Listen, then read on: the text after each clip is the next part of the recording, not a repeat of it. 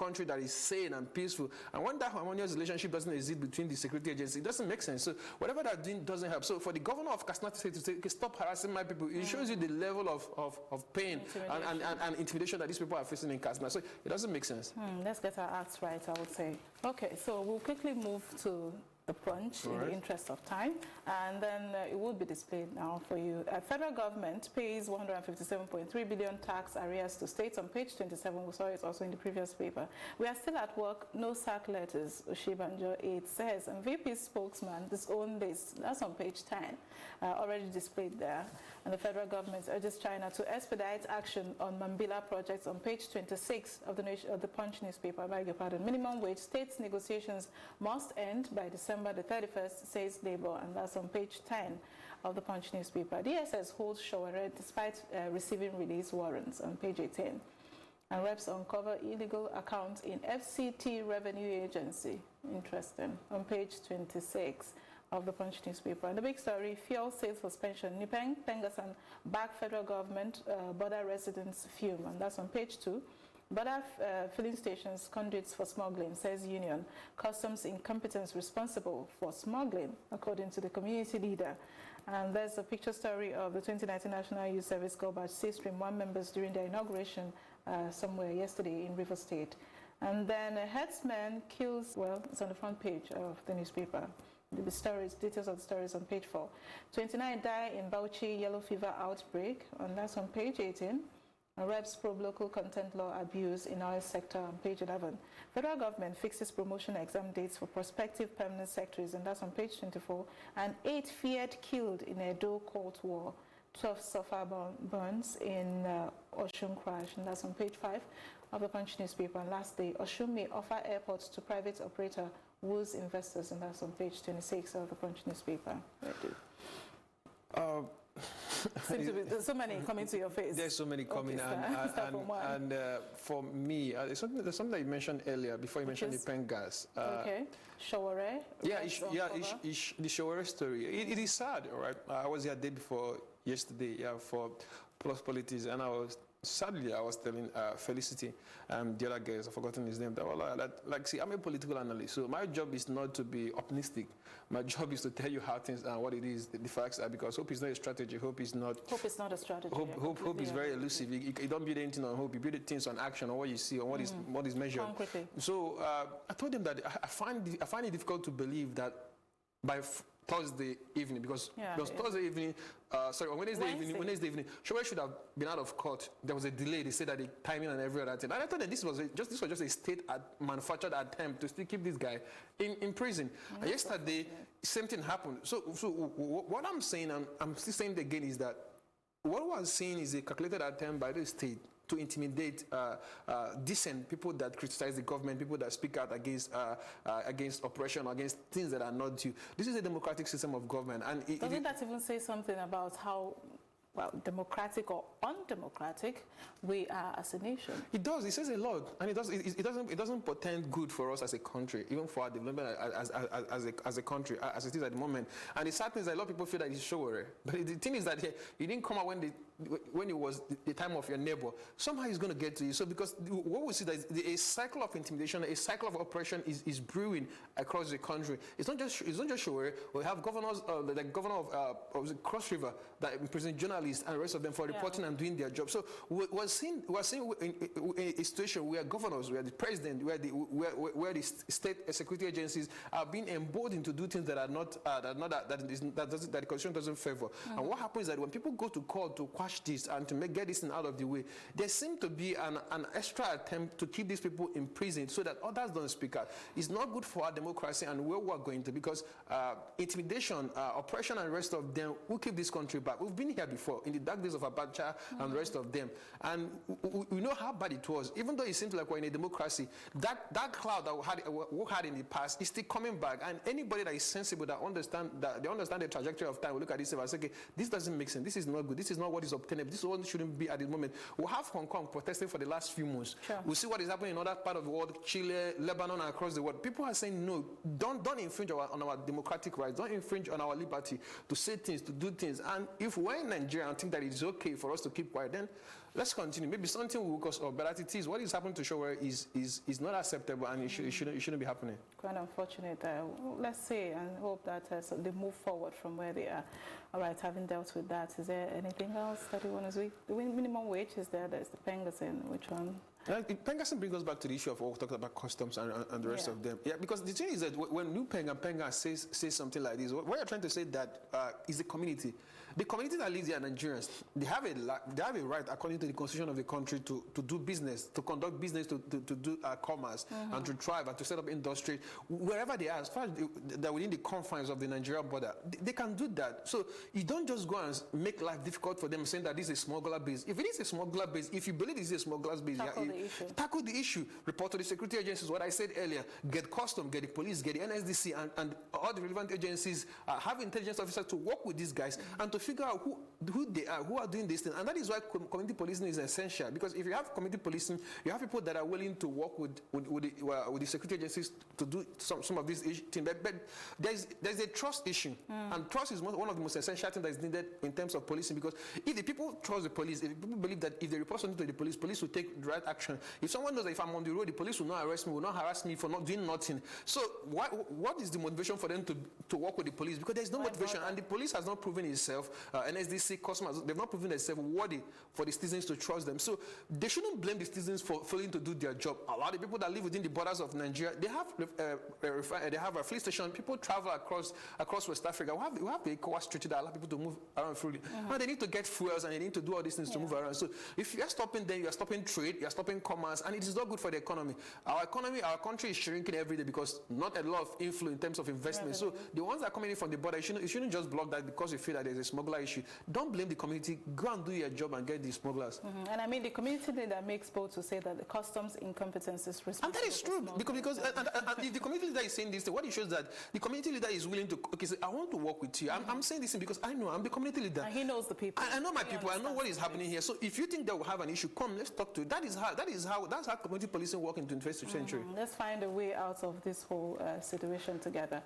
Anyways, we're looking at the time. We would move again to this day. No, it's fine. I hope you don't mind. I know you have so much to talk about, but we'll have to also be time conscious. Now, we'll go to this day newspaper, and it says, monetary policy spurs lending to 25 trillion naira in 9 months. It's on the front page, but it's continued, as you have seen displayed there on page 10. Presidential Task Force laxity worsens Apapa gridlock. That's on page 8. And the presidency denies sack of Oshibajo's aide. On the front page there, but continued on page 10. You can't disqualify candidates, court tells INEC. Upholds SDP's appointed candidature in Kogi State. It's there on the front page, and then it's continued on page 10. Malami counts gains of recovered assets regulation, and that's on page 5. 2 stories. Now, quickly, for me, I want to talk about the President's Task Force, the last what happened in Apapa. You see, the thing we have in the issue that we have in Nigeria, we have elected leaders that are not sincere, that are not true to their people. Especially, I want to address the Vice President, Yemi Osinbajo. I think 2 years ago, he flew on a helicopter. He came to Apapa, he did a photo op that is still on his Twitter page, and he made everybody believe that the issue will be sorted out. This is 2019. I think more than 2 years after he did that show, all right? Now he's Ikechukwu calls it the show. Is a show, because if you've been there 2 years, you're the vice president, you're part of the economic council, you have access, you can do things, and for 2 years after, you understand it. So, and 2 years after coming to see this thing, nothing has been done. So now what we're seeing is the presidency denies sack of Osinbajo's aide. The truth is this: the people will not be invested in your matter. Because what is happening to you is not fair. Let's put it that way. I have to agree on that part, all right?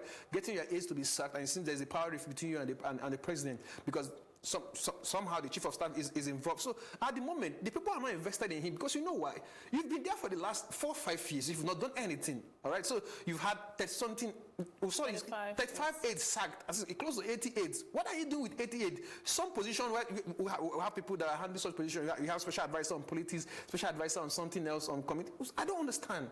So what you've done is you look at people on the list. These are some of the people that their grandfather were in government. These are some people that were close to him in a way. So you selected people that are close to you and took them to Abuja to work with you, special advisors, special this one and special that one, and they all had positions. Now you are having issues, and they're going after you, because the truth is this: you have a bloated office. That is depleting the little that we have. You have a lot of people working for you as aid, and these people don't collect simple salary. They collect extra code when they travel with you. So you couldn't do what you're supposed to do in Apapa with the office that you have for the last 2 years, and now you are having issue. My take is that nobody's invested in this.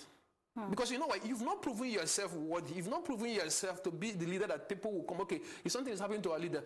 When Atiku had issue with Obasanjo as VP, a lot of people were sympathetic to Atiku. During that time, a lot of people were sympathetic to Atiku. And we saw at the end of the day, Atiku was able to complete his tenure, even though they had issues that led to a lot of things. But people were sympathetic because at that time, Atiku led reforms that people could say, okay, these reforms were practical. These reforms brought things into the economy.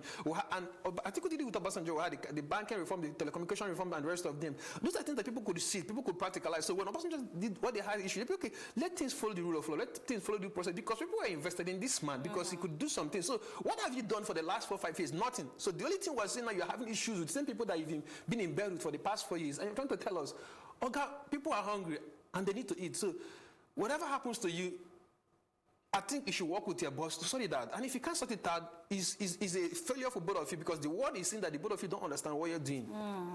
I mean, the bad side of it is how it's playing out to the fore, you know. It was bound to happen. Anybody that was listening, that was watching what was happening over the last few years knew it was bound to happen, because he doesn't have any political capital. He doesn't have any political character. The election has come, it's over. So there's nothing he adds to the conversation now. They don't need him for anything. What they need him for? So that is it. And the thing is that Vice President. He's the Vice President. He's the Vice President, but he doesn't have any. They don't have any need for him. We've seen it, because if they have need for him, the President would have transmitted the letter. He would have been the acting Vice President. Now the President is not around the country. Well, we can't say exactly. That's an assumption. That's my point. I'm saying it because we've seen what is happening over the last few days. The presidency is denying that they sacked his aide. 35 people have gone. It's published on the dailies across the country. So that, for me, there is a serious rift going on. And why I say they don't have need of him is that because if they truly need him, if they truly see him as a team player, because the post of the presidency and the vice president is a joint post. Two of them work together and as team players. So if they needed him and he's someone that is valuable and skillful to the team, they won't be treating him like trash. And what we're seeing is that this thing is happening because they don't respect themselves and they don't understand what they're doing. And it's a shame to us as a country. And the world is watching us and see what is happening in Nigeria. This is not the leadership that we want from this part of the world. The world is watching. We will quickly take I'm going to read out the Nation newspaper in the interest of time, because we know that the PG News is coming up. And we'll go to the Nation now. An ex-pension chief may now on wheelchair, no ruling on bail. That's on page 40. Well, 10 feared killed in Ife, Ibadan, multiple crashes and many injured. And that's on page 42 of the Nation newspaper. And government recovers 200 billion naira in final forfeiture, more cash in dollars, and that's on page 43. And Kogi Bayelsa elections, the Union other sign peace accord, arrest vote buyers, IGP orders policemen, and Bello importing armed thugs to Kogi, PDP alleges, and that's on page 10.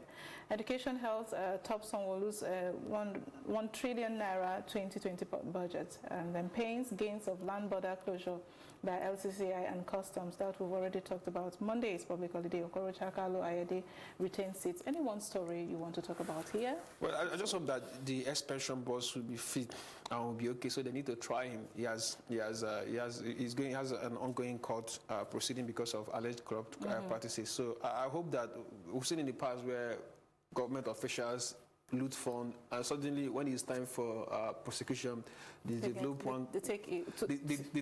one form of sickness that we don't understand. I just hope that the doctors will be. Is that a strategy, really? Yeah, I think it's somehow a sort of strategy. So I just hope that the legal people that understand how to maneuver this thing. If he's fine, if he's sick, truly he's sick, no fine, give him treatment, but please bring him back to court and try him. And if he's found wanting for looting a pension fund, the money that people that are supposed to enjoy as benefit of working for 30-something years in their retirement. And if someone like that has done something like that, at the end of the day, he's proven that he has done something like that, please, you should send him to the deepest part of Krikri, because so that it will serve as a deterrence to other people in the government, not to steal, not to loot funds. So my issue is that, and also EFCC should not boggle the case, because they've done it consistently.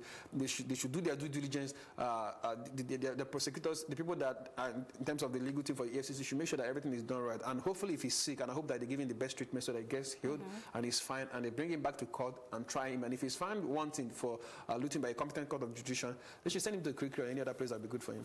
Basically, let justice be served. Let justice be served, yeah. Okay, thank you. And I think that we have complete sports. We'll crave your indulgence to say please grab copies of this one. And this is where we're going to call it a wrap. I want to say thank you very much, Ike Ugochukwu. I don't know why I keep calling you Ike Chukwu, maybe because of the surname. Thank you for sharing your thoughts. It's always good to have you here. Thank you for having me. All right, and that's where we'll call it a wrap for today's Off the Press. We will continue continue this next week for weekdays, Monday to Friday, the same time, 8:30 here on Plus TV Africa. And I am Amaka Okoye. Have yourselves a good day.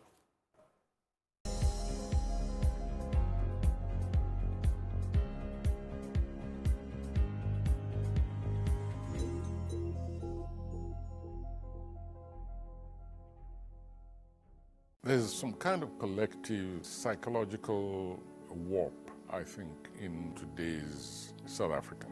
I turned down over 9 invitations in 2 years. I said, I never step into your country again. When people have been slaughtered mindlessly, I don't hear a president then going there and saying, you must all learn to live together like neighbors. That's not enough. One came to mind concerning a baseball bicep youth who insisted that you move over from his seat. What's your take on this? The man had the right to ask for his seat back, and for me, it was not an issue. One thing which we must never do, or at least we do at our own peril, is to try and reward force to any one group. I'm dreaming, in fact, of a Nigeria which is impossible to achieve. That's not a pessimistic statement. It's an ambition. Premiering on Monday, 11th November, with a repeat broadcast on Wednesday at 12:30 and 8:30 p.m. respectively. Welcome to The Advocate, where we tell it as it is, although not necessarily from the same perspective. Social media is such a powerful tool. There is an opportunity that I can just say something. I'm blue. You know, I'm blue. They wanted traction, they wanted attention to themselves, right? And it blew out of proportion. And where there's a breakdown of law and order, where the police are unable to deal with this problem. I'm of the opinion that I think they have more important things to be doing than to be checking IDs. Do we have the type of leaders that have that negotiating ability To get the best. to get the best out of the deal for Now Nigeria? everybody's looking to Africa, looking to Nigeria, largest economy, 200 plus million people, very, intelligent people. But what is our play? The important factor here is the duty of care. And I repeat myself, the duty of care. Zdravstvuyte, those who speak Russian. But I just want to say, just be done.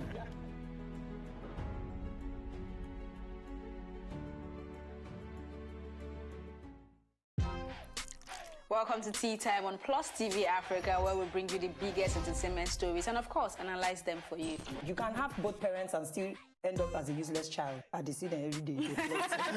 Most times I worry more about where I'm coming from and where I am now, and that determines my next step. Why are you sounding like an Alibaba now? Plus TV Africa, we're feeling good. No time to dull, everybody feeling alright.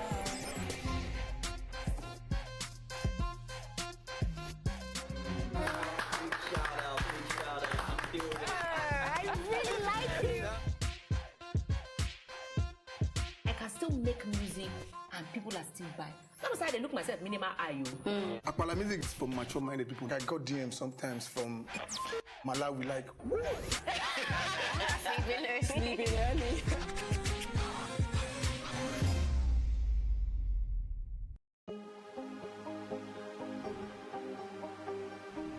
This is it for upcoming artists to blow in Nigeria.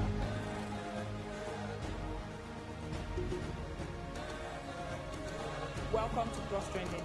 I am Buki November, your host, saying thank you for joining us on today's episode. Welcome back. It's Tea Time on Plus TV Africa. Practice makes perfect. I'm not perfect yet, but I'm a lot better than I used to be. He's a king. He's entitled to marry 100 if he wants to.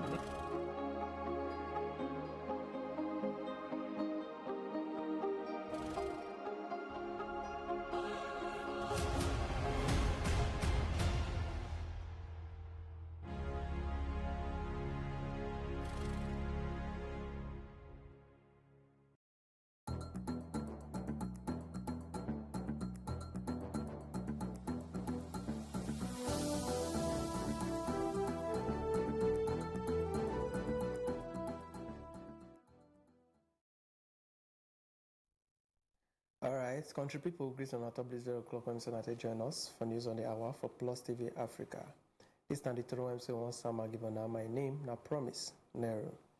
They say the Federal High Court for Abuja on Thursday don't order the Independent National Electoral Commission to put Natasha Akpoti of the Social Democratic Party back as candidate for the November 16 governorship election for Kogi State. Justice Fola Shade Ogunbanjo Iwa say INEC do above the law as they not agree for the party and the candidate. For the poll, Let's say she rules the INEC no get power to disqualify any candidate for any election without the backing of the court order. She ordered the commission make them put the SDP logo for the ballot papers when they say they won't use for the election. The Independent National Electoral Commission don't say the sensitive materials for the November 16 governorship election for Bayelsa State is all ready for delivery. The commission say they go do the normal process of inspection and distribution within the state for the presence of party agents, security agencies, and observers and the media. As I take quote the Shemo, Professor Mahmoud Yakubu, for one plenty tweet from a verified Twitter handle at INEC Nigeria on Thursday, the commission say the Central Bank of Nigeria will deliver the electoral materials to Bayelsa State this weekend. Yakubu say INEC don't deliver all non-sensitive materials to the Bayelsa State office inside Yanagwa since. Let's say Nigeria no go fit dey on top until they will get strong legislation framework for better action for women for the decision-making process. This is now part of the submission of Sabi people for 18th every year conference of WIMBIs they do for Lagos on Thursday. About talk person, Felicity Ezewike, he get the order to read them. Do we want to win? The echo was a resounding yes to shaping the future and strategizing to win, which were the major talking points at the 18th Annual Conference of Women in Management, Business and Public Service, WIMBIs, held in Lagos on Thursday. Wife of the Ekiti State Governor, while giving her keynote address, however, emphasized that this can only happen when the affirmative action for women in Nigeria receives legislative backing. We will continue to appeal. We will continue to beg if we do not have legal and policy frameworks in place that guarantee that women have a seat at decision making. We've also heard the argument that affirmative action is discriminatory. There should not be any woman anywhere or anyone who suffers from discrimination and exclusion who should argue against affirmative action. Affirmative action levels the playing field. Her call received the support of the chairman, Nigerian Stock Exchange, who moderated the first panel session. We should be institutionalizing gender balance in the country. I think that's something that we need to focus on. It'll take time, but we need to actually create a framework for it. Speaking on the relevance of the two-day conference, chairperson of WIMBI's Executive Council and a member of the Board of Trustees spoke on the importance of organizing such gathering. We can shape our future. We need to not give up, not lose hope, and it helps when we can have our plan written out. If we can visualize the future that we want, then we need to sit down and think about how we can achieve it, almost like reverse engineer the steps. And if there are gaps that exist where we don't know how to, that we don't know how to overcome, we should then reach out and seek mentorship, guidance from other people who have walked the path before us. Population of Nigeria is 50% men, 50% women. You need the other 50% of the population to work effectively for Nigeria to maximize productivity. That's what this is about. Participants also shared their experience. You can't move forward if you don't know where you're going to. Strategizing is really about thinking about where you are now and where you want to be in the future. And I think for us as women, we have to begin to think through the processes and understand that it is necessary for us to know where our journey is going to be and how we're going to get there. For me, this is exciting for women coming together like minds and obviously us networking and exchanging ideas. As the WIMBI's 18th annual conference continues, participants are hopeful that aside the lineup of prizes to be won, that they will learn from conversations shared how they can strategize to better improve their lives and the future that they seek. For Plus TV Africa, I am Felicity Ezewike. Let's say wife of the Ekiti State Governor, BC Adeleye Fayemi, he don't add her voice, say she wants shook mouth for the woman matter when BC Oyibo they call feminism. She talked for the 18th annual conference of the Women in Management, Business and Public Service when they do for Lagos. As a feminist, I believe that feminism is a global struggle against all forms of patriarchal oppression. And my task as a feminist is to understand what this oppression truly means and how it operates, and then to figure out ways in which it can be interrogated and, if possible, dismantled.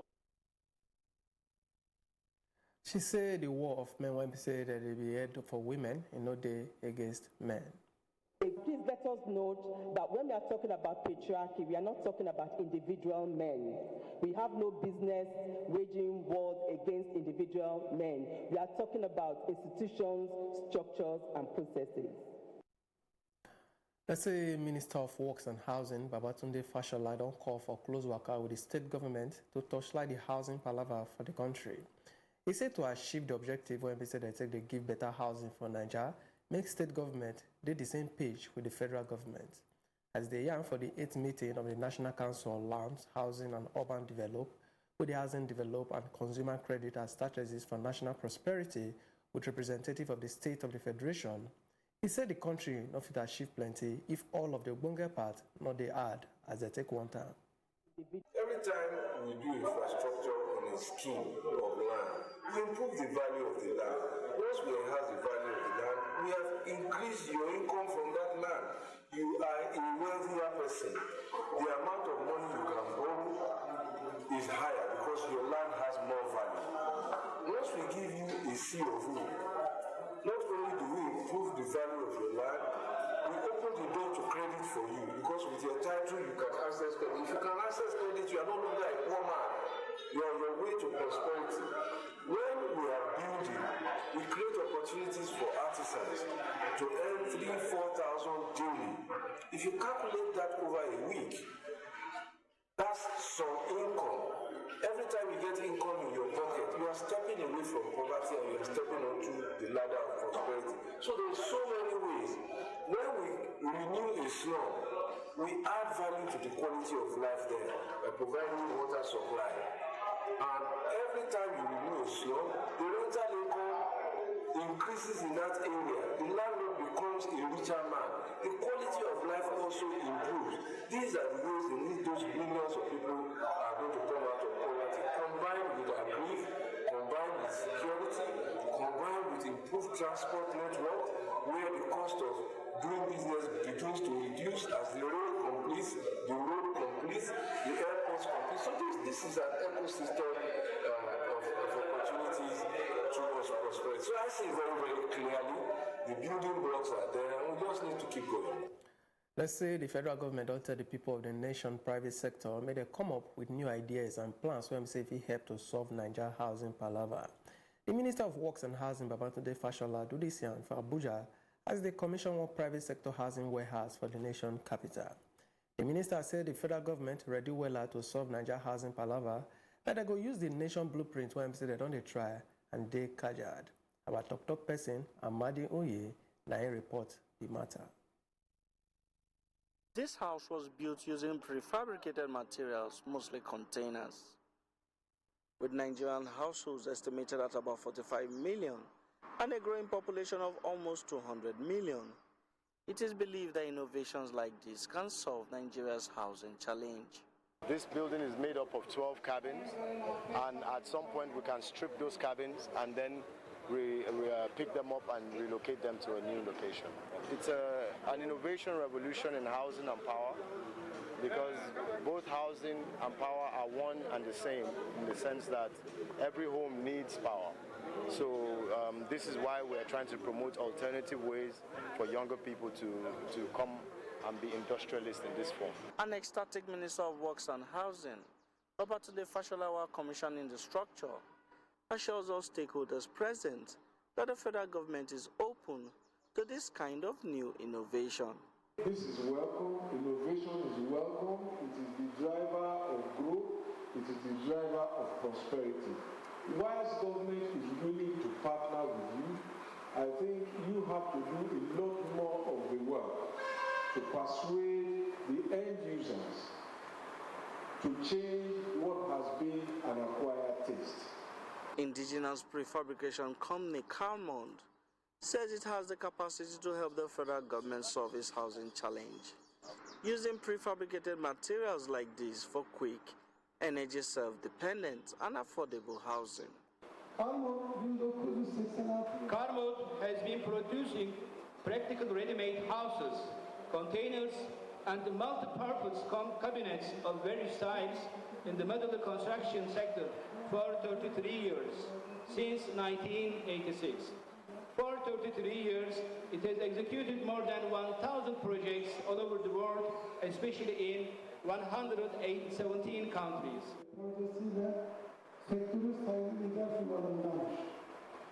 The Minister of Works and Housing also assured that the federal government will use schemes like this to leverage on the nation's cooperative blueprint to solve Nigeria's housing deficit.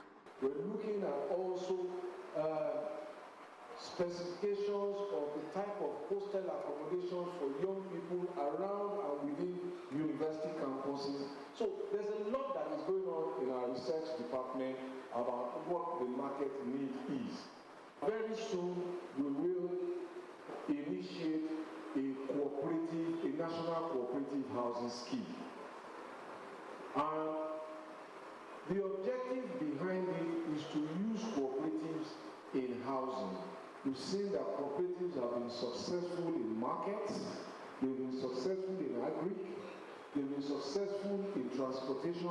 We think that they have a very, very huge and unrealized potential in housing. Amadine Uyi, Plus TV Africa. The Benue State government said they're not ready to domesticate the National Livestock Transformation Plan. The state governor, Samuel Otom, took this one after a shukai for the Matawela.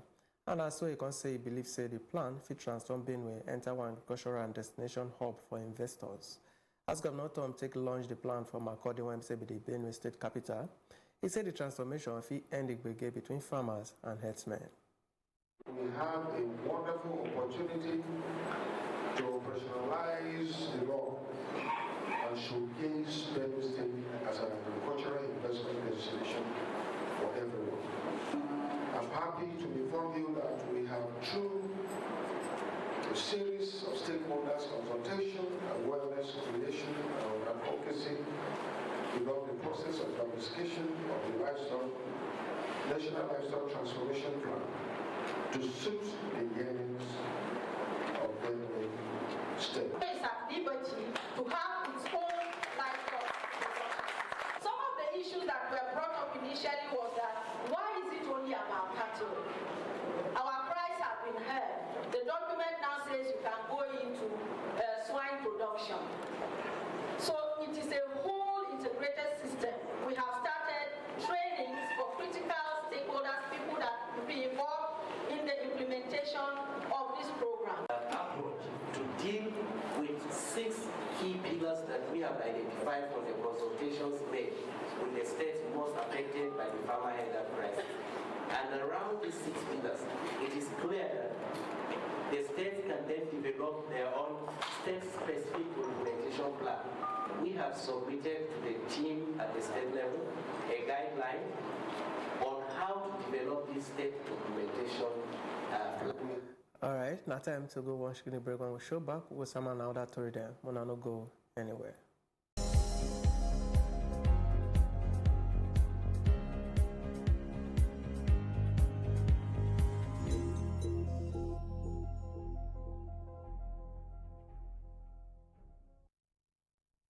Let's say thousands of Guinean will not go great people enter the street for the capital, Conakry, Thursday.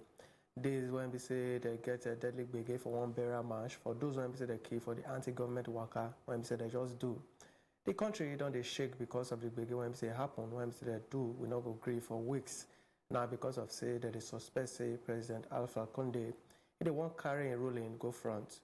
We not go grieve people on Thursday say they must do peaceful work and tell them make them release people when we say they talk say government that they try since the beginning of the anti-government palaver.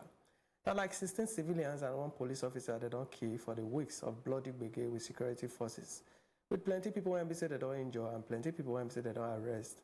The National Front for the Defense of the Constitution, FNDC, when we say be one alliance of opposition group when we say they do the We Not Go Gree Waka, plan more rallies for other parts of the country. Unlike the first We Not Go Gree Waka, this one don't get the green light from authorities. They don't give South Sudan President Salva Kiir and Rebel Oga Riek Machar another 100 days to form one power-sharing government after they failed to resolve the matter of peace deal. The 2 Oga when we say they fall out for 2013 do gbege when we say make hundreds of thousands of people die. Now after the extension called do face-to-face meeting with regional heavyweights inside Uganda. That the second time when we say they don't push the deadline back since the rivals signed one matter last September when we say make them back break for the fight. Both sides don't agree to join forces for one coalition government for November 12th. But the date, with the date, they say, and the key matter when we say they far from the torchlighting, regional garden do high-level yarnings for inside Entebbe to talk the way forward. Uganda Foreign Minister Sam Kutesa tell AFP for the matter when we say they take do closed-door yarnings for the State House inside Entebbe, and we say that they say they go reach agreement, say but it not go work in 5 days. And they don't give them 3 months. The meeting had to agree to extend the pre-transitional period and to look the progress after 50 days from that date. Uganda President Yoweri Museveni, General Abdel Fattah al-Burhan, and when they say they head the neighboring Sudan Sovereign Council, and Kalonzo Musyoka, when we say the one special envoy from Kenya, they are among the Umbonge people for the regional, when we say they sit down. For one coded report, when we say one UN Sabi person do on Thursday by AFP Jordan, they say Turkey and the United Arab Emirates don't match line for the UN arms embargo when we say they put for Libya ahead since 2011. One matter of 1 year long study by the UN Sabi person, they say the 3 countries will supply weapons with small effort to say know who bring the matter. As a diplomatic hand, they say the some accused give Jordan say he trained troops of Khalifa Haftar. When we say be one military strongman for eastern Libya, when we say he launched one corridor for April for Waka to seize Tripoli. They suspect the United Arab Emirates when we say be another Haftar sponsor, say they use attack aircraft on behalf of enforce them. They suspect say the UAE joined body for 1 July 2nd bombing of one detention center for migrants inside Tripoli area when say make around 50 people die. The report not just summer blame for the attack, but they say the UAE they equipped with both US-made F-16S and French Mirage 2009S. Turkey when we say they support the government of Prime Minister Fayez al-Sarraj, now the summer accused give say it is supplying forces with military material from armored motor to drones. All right, the next one, now our foreign news.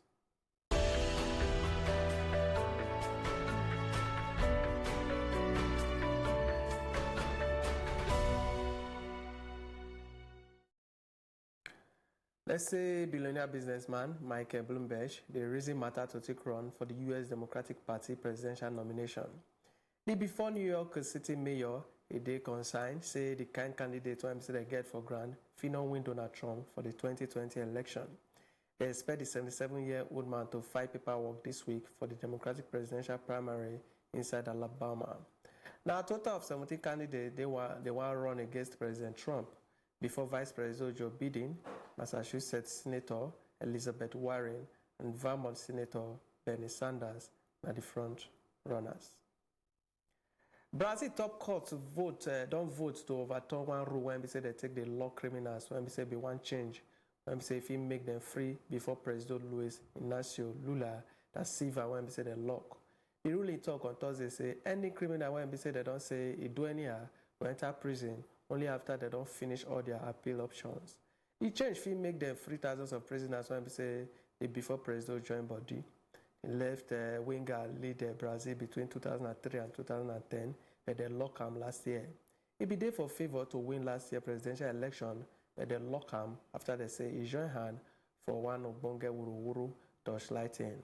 The right-wing candidate, Jair Bolsonaro, come out to the Trump of the tropics as he go win well. The Wuru Palava when we say they call Operation Car Wash, now they be put for the center for the state-run oil company, Petrobras. But they can see Wuru of billions of dollars and also the local Bonga business or garden and politicians. Let's say Cambodia before Gawen say he don't hide since say he must show back to house this weekend. He talks say they not agree make it check-in for inside one flight from Paris. Sam Renzi, he don't plan to show back to lead the people and to fight for better life, as he say Prime Minister Hun Sen and Wahala Pesi when they say want, may they do what he wants. The country of Bonga Gadon rule Cambodia since 1985. They don't scatter Renzi party as part of one palaver for the opposition, and he don't dey for Paris a hide since. He be say he go fly go Bangkok before he enter Cambodia, but he claims say the check index say they don't get information from some people when say they're on top, make them not let them board. He say he must get another flight too, and he must do what he plan to make him to Cambodia when say the country Independence Day on Saturday. The Prime Minister Hussein say they go arrest the activists if he try enter the country. And he stated the neighboring countries may they not let her enter their plane to fly as passenger. All right, the next one, now our business news.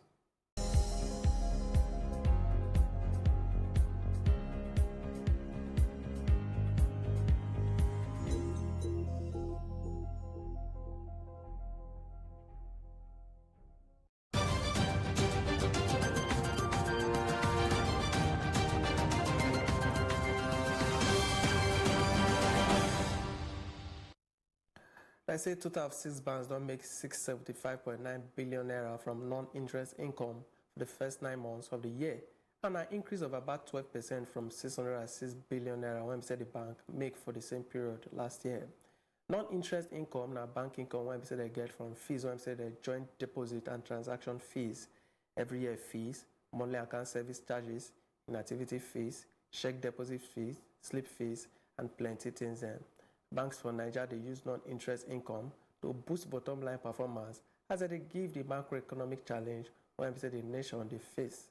United Bank for Africa PLC, they make the highest for terms of percentage increase, while EcoBank Transnational Incorporated Limited they hit record when they high for value when they make for the period under review from the bank financial statement when they never shook up put for 9 months end September 30th.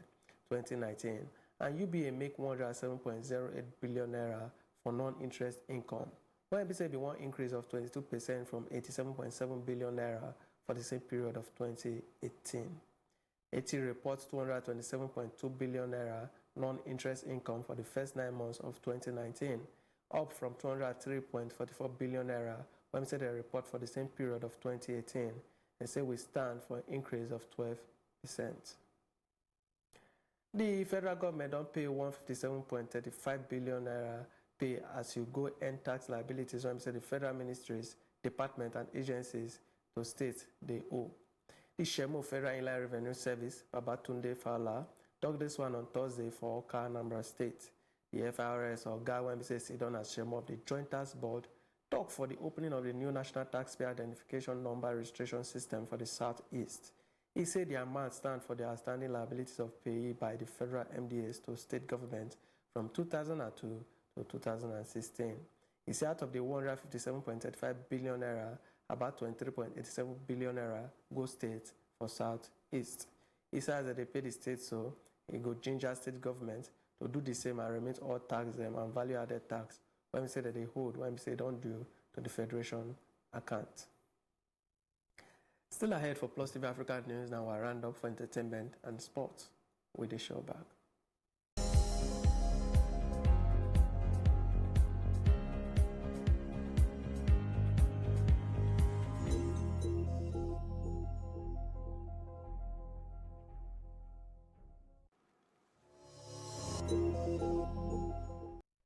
Television host and comedian Trevor Noah did develop one film about Tony Toluwa Tani Adewumi, the 8-year-old Nigeria chess sabi person. As reports they take put Adewumi Tori, he break the internet for March when said the New York Times profile him. As he take go from who no get house to person when they say they don't know for Bodo the world for chess champion. The comedian go produce the film under in Day Zero production imprint alongside business partner Harun Salem. The plot of the film they around the Adewumi family survivor Tori. As they look for her to make am when they say, can't take get where to stay for New York.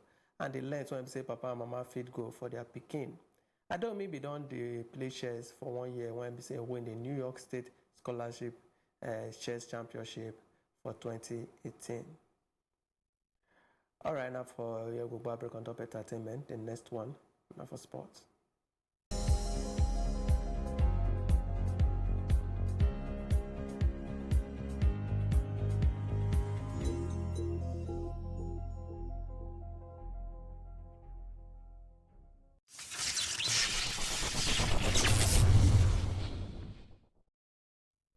And on to sport, they said Nigeria hope to play for the football group of the 2020 Tokyo Olympics, and it they hang for balance after the team threatened say they're not going to go the Saturday opening under 23 AFCON match against Cote d'Ivoire because they owe them money.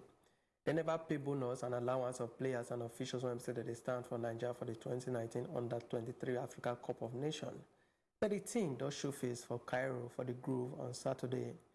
As they get hope say they will pay them before they start they compete. They say they hear say the officials of the Nigeria Football Federation yarn as the team take the para give the sport ministry. When I go remember say the Super Eagles do will not go agree sake of say they not agree pay them the allowance before their third game for the 2019 African Cup of Nations. Why say they call them officials of the sport ministry blame the Ministry of Finance for the delay for payment of players and officials. All right, and for here, go back break on top this very clock for News on the Hour for Plus TV Africa. For better and plenty format, Mona follow us on top Plus TV Africa on Facebook, for Twitter, and for Instagram. And it will make sense when I subscribe to our YouTube channel at Plus TV Africa. We go see the summer and plenty of that to read them as time they go. My name, I promise, Nero. And I thank you now that they join us. Una, wait on.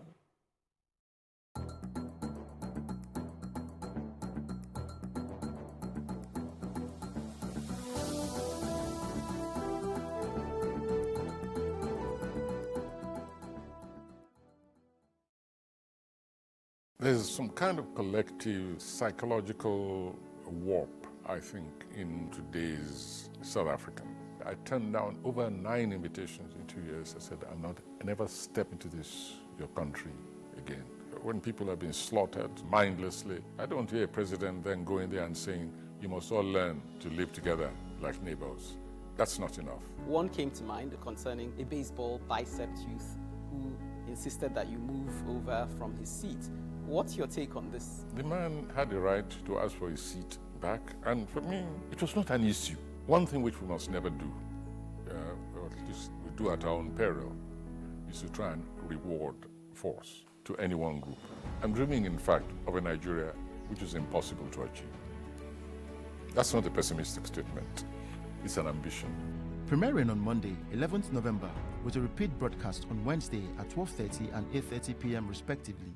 Welcome to The Advocate, where we tell it as it is, although not necessarily from the same perspective. Social media is such a powerful tool. There is an opportunity that I can just say something. I'm blue. You know, I'm blue. They wanted traction, they wanted attention to themselves, right? And it blew out of proportion. And where there's a breakdown of law and order, where the police are unable to deal with this problem. I'm of the opinion that I think they have more important things to be doing than to be checking IDs. Do we have the type of leaders that have that negotiating ability? To get the best. To get the best out of the deal for Nigeria. Now everybody's looking to Africa, looking to Nigeria, largest economy, 200+ million people, very, intelligent people. But what is our play? The important factor here is the duty of care. And I repeat myself, the duty of care. Zratsvuche, those who speak Russian. But I just want to say, just be done.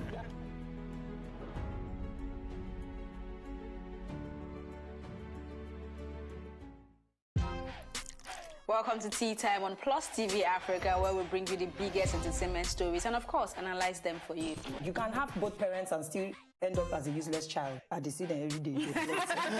Most times I worry more about where I'm coming from and where I am now, and that determines my next step. Why are you sounding like Alibaba now? Plus TV Africa, we're feeling good. No time to dull, everybody feeling alright.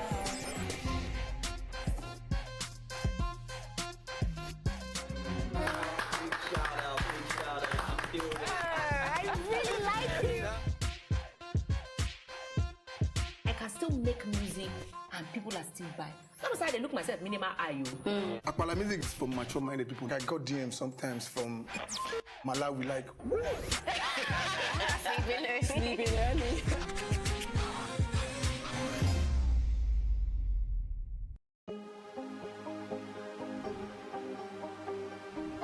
Seize it for upcoming artists to blow in Nigeria.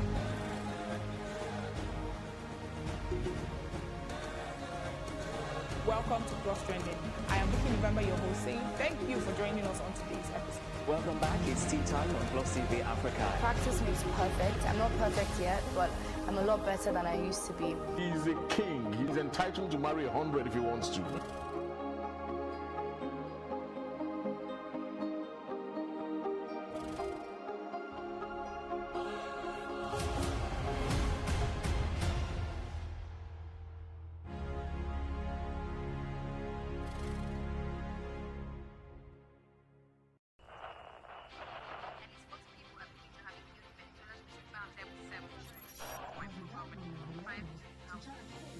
Politics has helped shape the decision of the polity, from conspiracy theories to good old-fashioned comic politics. These are the results of tomorrow's election. Okay, you have it already, have you? I think we've done very well in the very difficult circumstances in which we took over governance. Plus, politics will fill the polls of the country, from friends to frenemies, even strange bedfellows, to clones and stooges. We go beyond the rhetorics and the drama to analyze the story behind the story. Let everybody come and say. The perception in itself does more harm than actual corruption that you have. Plus Politics, not just another political show. It's about putting you, the citizens, in the know.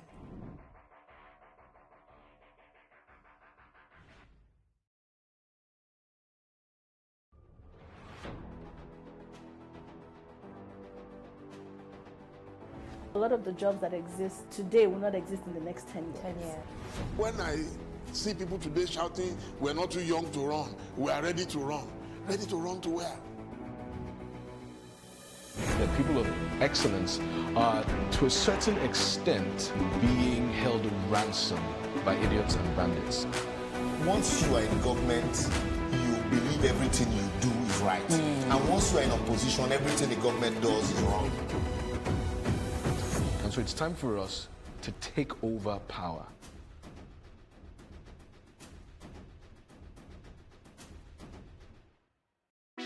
Hey, what's up, guys? You're welcome to another edition of Plus Event, and I remain your host, Ifeoluwa Oshukeye. Your absence isn't an excuse anymore, as Plus Event is all you need, as we bring you the glitz, the glamour, and loads of fun. Oh, definitely, by no question. He's a living legend.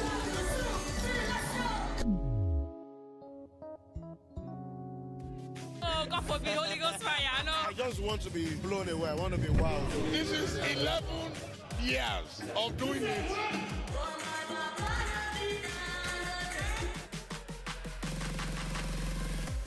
I'm surrounded by so much positivity.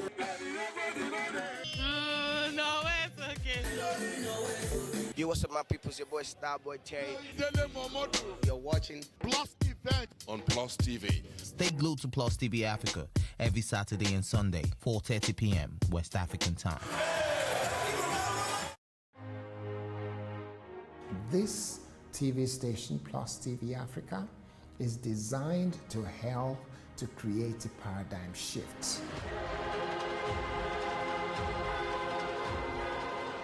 The more we tell our stories, the more we learn from the quality of our presentation, the quality of our production will be obvious. We're saying that we want to reach Africans wherever they are and get the message across to them. That's what Plus TV Africa is all about.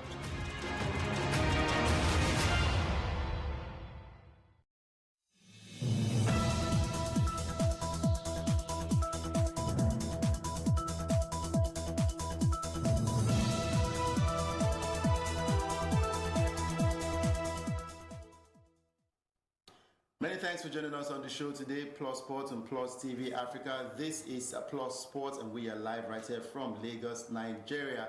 A lot of things happening around the world of sports, and of course you can watch us live on Star Times, and of course on our YouTube channel at youtube.com/Plus TV Africa, and on Instagram and on Twitter you can follow our handle at Plus TV Africa, and our website for you to get all the juicy information, because the big stories live here. Our website is www.plustv.africa. Well, I've got a guest right here today, of course, a pretty lady on the show, and her name is Destiny Onogboria. I hope I got the pronunciation of that name right. Welcome to the show, Thank you very Destiny. much. Thank you.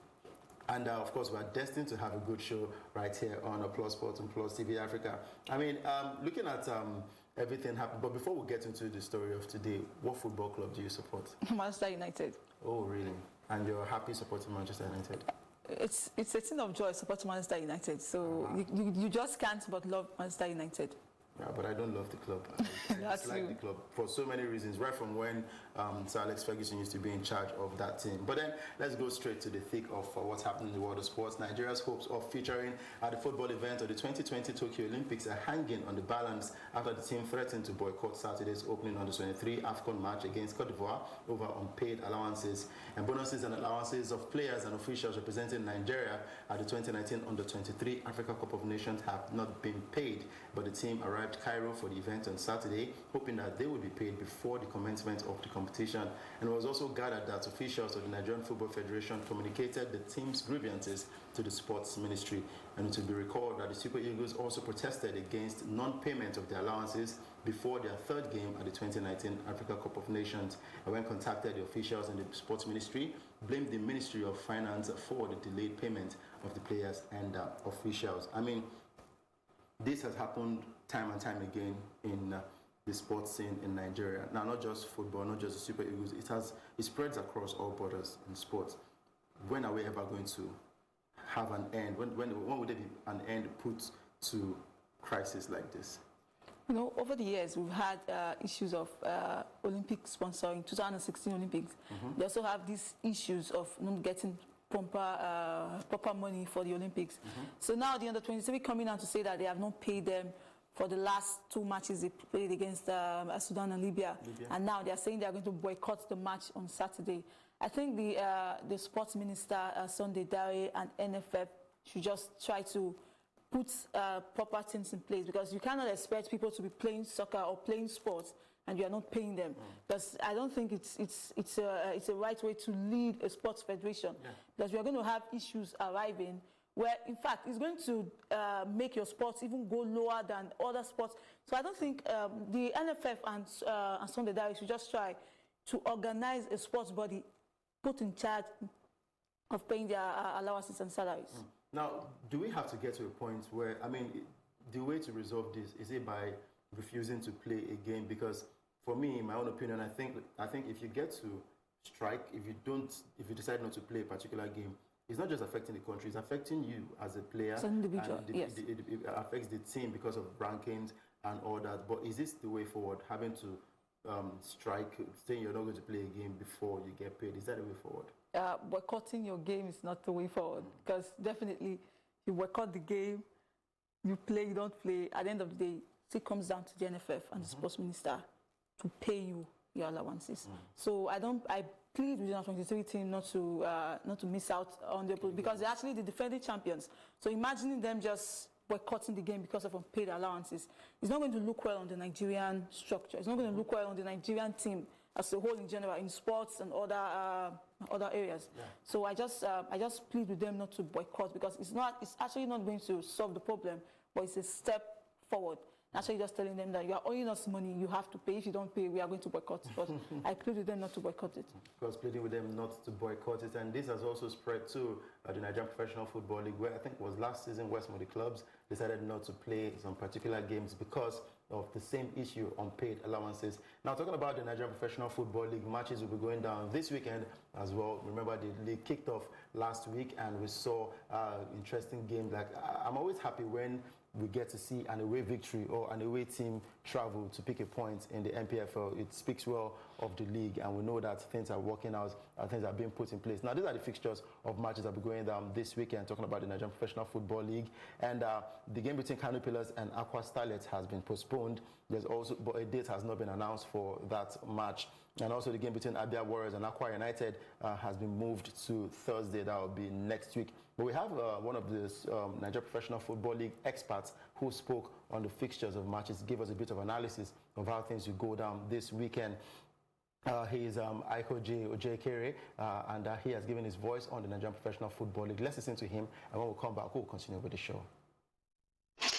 Only 8 matches will be played on match day 2 of the MPFL, as 2 matches have been rescheduled. Matches involving Aqua and Abia Warriors, then the new team Dakada versus Kano Pillars. But then let's look at the 8 matches that will be played.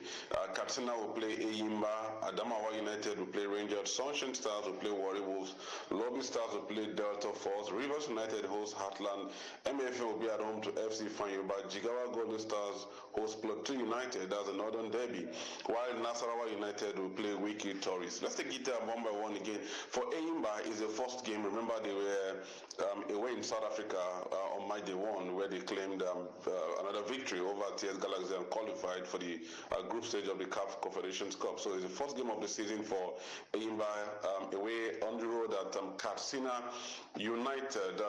Katsina lost their first game, so this is a big one for them, crucial one. For newly promoted Adamawa United, they lost their first game. They're hosting Rangers, just like Eyimba. Rangers played in the continent. The one, of course, they're through to the group stage of the CAF Confederations Cup, just like Eyimba. And so it's the first game in the league. They're playing newly promoted Adamawa United. It's a long trip, I must confess, for Rangers. I don't envy them. For Warri Wolves, they make a short trip to Sunshine. It's the first game of the season for Sunshine. They didn't play too because Eyimba and Rangers, I mentioned earlier, were busy in the continent. So Warri Wolves play Sunshine. Warri Wolves have a new coach in Evans Ogenyi, who left Lobby Stars, was on the backroom staff, but left Lobby Stars for Warri Wolves. So it's a road trip for them. They played it for a draw at home, a big one, I must say. When you go to Akure, it's not an easy trip, but in football, never say never. Lobby Stars lost, was a big defeat for them. Plateau 1-3-1. They're hosting Delta Force. On paper, looks like an easy one for them. You expect Sikira Alimi to score again. He scored on the first day at Plateau United, so the fans will be looking forward to Sikira to score again. Was busy with the national team, in the CHAN qualifiers, in the Wafo Cup in Senegal, and Sikira, of course, is a big name, a contender for the Uniswap Board. But I think the biggest match of the weekend will be Rivers versus Heartland. Not they're close. This could be somehow called a derby, but the fact is this: Heartland lost their first game at home under new coach Fidelis Ilechukwu, who had. You can't talk about MFN without mentioning Fidelis Ilechukwu. He has several nicknames while there. The special one, the working one, but Heartland, he has to be working. He's yet to work because they lost. And so a trip to Rivers United. Rivers claimed a point at Kano Pillars, difficult ground, but then when you can claim a point at Pillars, then coming back home, the fans expect them to roll over Heartland. And for Heartland, I must say, it's a difficult one, having lost the first game at home 3 points. If they lose again 6 points, then no one will be smiling out there in a way. But that's the truth about it. Heartland playing Rivers United. Both teams have been fortified. Eguma on the side has brought in new players, just like Ilechukwu, who brought in some of his former players at MFM. He's got Akuneto with him. Akuneto was a free scorer at MFM. Let's see what will happen this weekend, Sunday, at the Yakubu Gowon Stadium in Port Harcourt. It's a pick of the pack for me. Then MFM again. Having won their first game away, now they are back home. Will they win? They're playing against FC Fanyoba. Over time, FC Fanyoba have become a team known for just having rookies. They used to have big names. Now it's a different, it's a new turn for them. They've got rookies, and their coaches have had issues with certificates. Initially, there was this warning from the LMC that they wouldn't be on the bench, but I think they've got the whole of the first round to sort that out. So we expect their coaches to be on the bench again, but this time around, against an MFM under Bullets, who claimed maximum points away at home, the Agege Stadium. Fanyoba has never picked a point in Lagos, so let's see how this pans out. Then it's going to be a Northern Derby. Jigawa Golden Stars newly promoted to playing Plateau United. Plateau has been under pressure. Mekaba brought in all the big names last season. Didn't work out. Almost got relegated. A new season now. They started well, beating Lobby Stars 3-1. Let's see what happens against Jigawa. Jigawa lost their first game. So if they lose, if they draw, pressure begins to count. And the last game for match day 2 will be Nasarawa United versus Wiki Tories. Nasarawa didn't play too because Imba and Rangers were busy, so they're playing Wiki Tories. Both teams, of course, have also made some changes in their setup. Let's see how it pans out at the end of the day. But then I must say, eight big games to be played, not to be missed because the action continues. And of course, the race for the top scorer award. It might be early days, but then considering what UNICEF has put down, the guys will have their eyes on that. But the guy who is on 2 goals now, it's called the Braves. That was a Jimo Oni on the first day. His team isn't playing this weekend, but whenever that game comes up, let's see what Jimo Oni can bring out. Well, great analysis from Ojay Kere Aikoje right there, the CEO of Matchroom Sports and Media, and of course the publisher of Niger League magazine. He knows everything going on in the Nigeria Professional Football League. Looking at the fixtures once again, he has given you analysis of those games, and I'm looking forward to the game between MFM and Ifeanyi Ubah. I remember MFM traveled away. That was last week against Heartland. They got a 1-0 victory, and that game was one to look out for because MFM were playing against their former coach, talking about Fidelis Ilechukwu in that one. And Enyimba traveled away from home to Katsina United. Interesting fixtures right there in the Nigeria Professional Football League. Which of these clubs do you support? I don't know. I think I should be supporting Ifeanyi Ubah. Why? Because I think the first time I ever saw them play, they had this spontaneity around the team, the way they played. But since that time, Ifeanyi Ubah is my team here in Nigeria. Okay, Ifeanyi Ubah team in Nigeria. But then looking at those fixtures, I'm sure the matches will be quite juicy come this weekend, and those ones have been postponed. We're looking forward to a date being announced for the game between Aqua Starlets and Kano Pillars, and the other one to be played on Thursday. Now, moving over to the next story that we have for you. I was actually shocked when I saw this one. It's about doping. There has been a doping ban on a Nigerian wrestler. A weightlifter. She was stripped of a Commonwealth Games gold medal for doping when she was 16 years old, and she has tested positive again and faces an 8-year ban from the sport. Chika Malaha, whose sample showed traces of steroids, is the 3rd Nigerian woman to have twice tested positive in recent years, all of them continental champions. The past 7 Nigerian doping violations announced by the International Weightlifting Federation, the IWF, are all female, and these are 2 cases yet to be closed, also women. Amalaha, who is 22 now, made her 3 best career totals in her past 3 competitions and was all but certain of a place at the Tokyo 2020 Olympic Games in the 55 kg category. And she won this year's African Championships, and she was 2nd at the recent All-African Games and finished 12th at the 2018 IWF World Championships, where she posed at the IWF's lift clean display and posted a photo on Instagram. It's a sad situation right there for Nigerian sports people, because I do not support doping. I do not support you trying to enhance your body just to win a championship. It's just called cheating for me, because I feel like everybody should go in there neutral and let the best man who is fit for the coveted prize, let the person win that one. From there, let's go over to football matters. And yes, she's a Manchester United fan, so we're talking about Manchester United as they have reached the round of 16 of the Europa League. And when I said it to her this morning that, wow, Manchester United scored 3 goals in that one, she was quite angry with that statement. Yeah, United scored 3 against Partizan Belgrade away from home. They've qualified for the next phase of the Europa League. Are they beginning to steady the ship? You know, with United, you can never tell. Imagine we lost to Bournemouth away in the Premier League, and we won Chelsea in the Carabao Cup. So with United, you can never explain what they're going to do next. But we just taking a match 3-0 down at Theatre of Dreams last night. I really believe that yes, we are getting there, but we are not proper to, but we are just getting there. So winning 2-0, that's a normal thing, but I don't really believe that we are back. It's normal for Man United? We are not back. Okay. We are not back. It's a normal thing for United to just win 2-0, 3-0. Imagine Akma won home and away. The first match was 6-0. Last night it was 5-0. So you understand, we could not even win Akma or Astana. It was just 1-0. But you see, but when we are back in the Premier League, we have this dominance. But I don't know, but I think something might actually happen, but let's be waiting. Let's be waiting. Now, looking at Manchester United's performance as a fan and also as a neutral, isn't it better for a team to, because remember when Leicester City won the league, there's some results that they had to grind out 1-0 victories, and they kept on going that way until they won the league. So is it not better for probably a team like Man United? Yes, in as much as we all complain about the way the team is playing, some people are saying Ole Gunnar Solskjaer should be fired. Is it not better for the team to struggle and get results, probably 1-0 results and all that, than losing outrightly and the team firing the coach?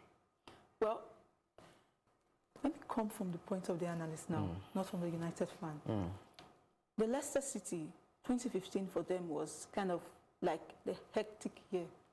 You see that when they started, it was just, I want to win this league. Yeah. Their players were just normal players. They were half-baked players. True. But the determination of the coach was, let's just play this game with fun. And they had fun playing their games. And they won that cup with the fun they had. But on the point of United now, we cannot even boast. We have players that can actually win the Champions League, the Premier League. But the coach is not giving these players enough of hard work to do, because they are just going to trainings, just passing the ball, snapping pictures, nothing, seriously. But they are not taking that. Look at Liverpool, Trent Alexander-Arnold, Henderson. What are those guys playing? But because of the type of coach they have, there is this zeal to play for, we want to win this. Yeah. But for United, we are just living on past glories. So I think if Solskjaer wants to be fired, well, yeah, I could be fired. I don't care. We need a good manager. Okay.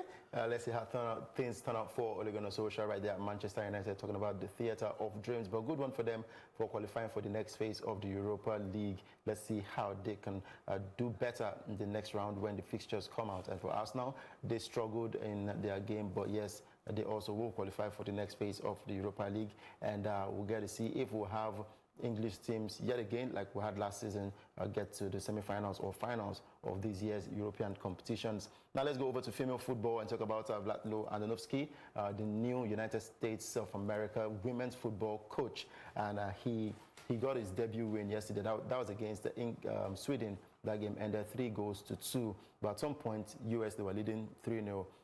We wonder what happened. I think if they had enough time, Sweden would have equalized in that one. Yes, Kalilou had actually missed the penalty yesterday. Okay. Well, you see, the United States, they are not actually consistent in their defense. We saw that in the World Cup, where England tried to penetrate into their defense. So what happened yesterday was, the second goal actually was a miscommunication between Becky Sarabon and Alyssa Neer.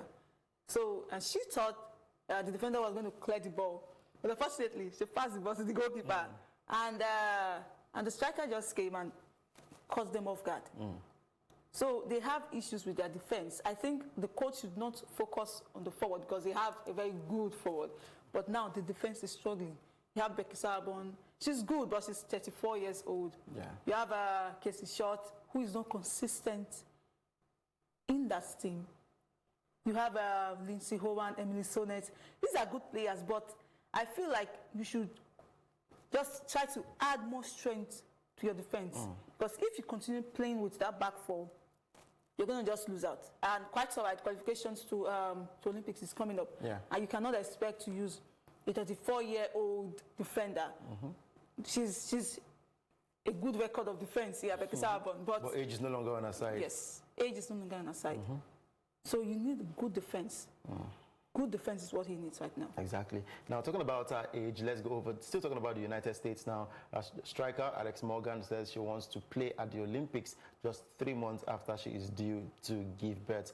And Morgan is 30. She finished joint top scorer at the 2019 Women's World Cup and is viewed as one of the world's best female players. Now, first child is due in April 2020, 3 months before USA are scheduled to play at the 2020 Olympics in Tokyo. And Morgan and her husband, LA Galaxy footballer Servando Carrasco, announced last month that they were expecting a daughter.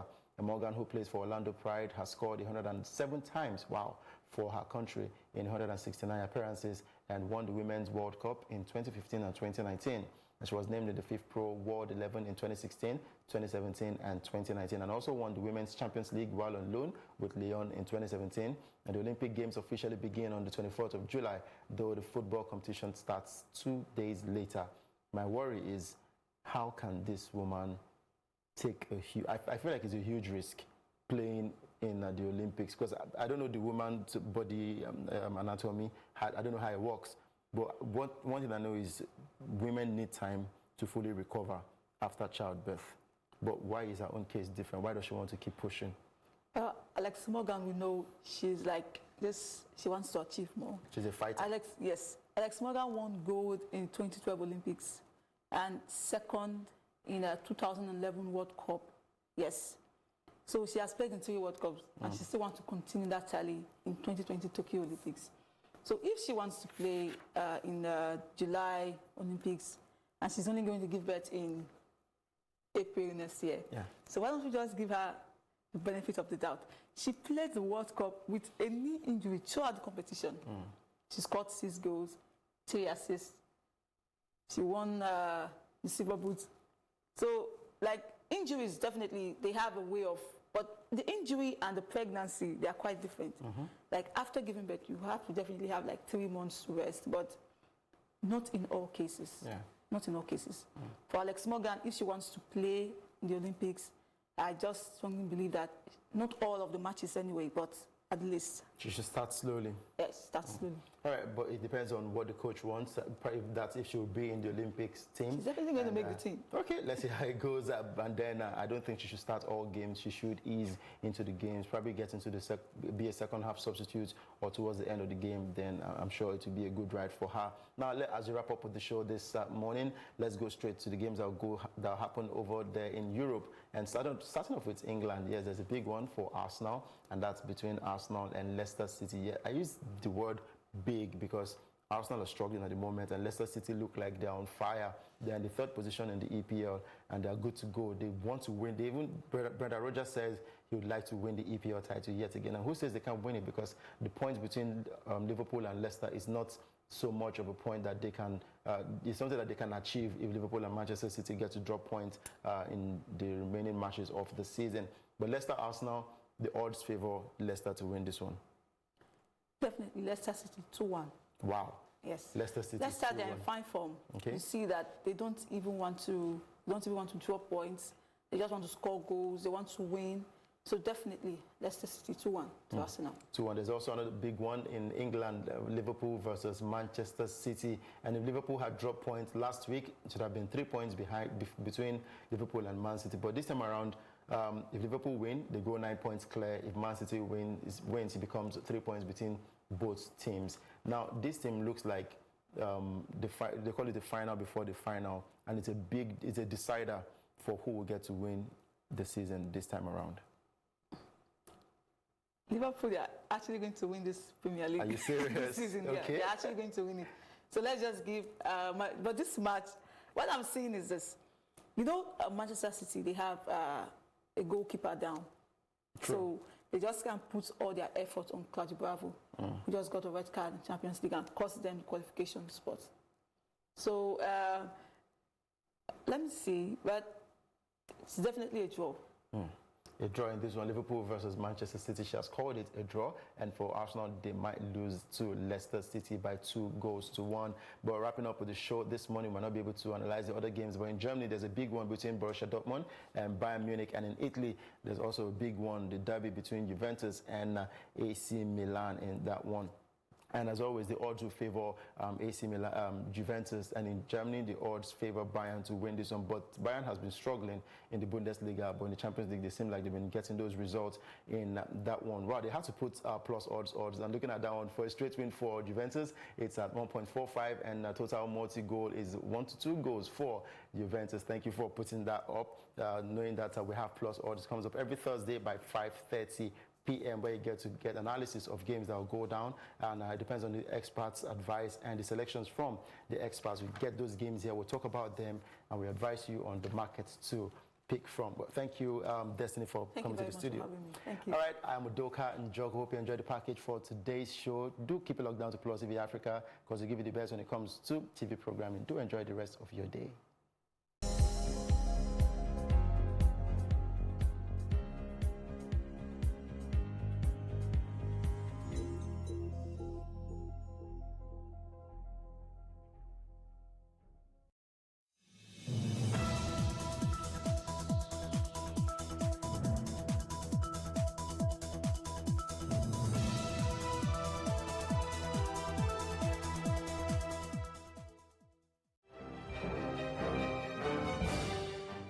Many thanks for joining us on News on the Hour Plus TV Africa. Here are the stories making the headlines, and I am Amaka Okoye. The Federal High Court in Abuja on Thursday ordered the Independent National Electoral Commission to restore Natasha Akpoti of the Social Democratic Party as a candidate in the forthcoming November 16 governorship election in Kogi State. Justice Folashade Ogunbanjo-Giwa held that INEC acted above the law by refusing to accept the party and its candidate for the poll. She ruled that INEC had no power to disqualify any candidate for an election without the backing of a court order.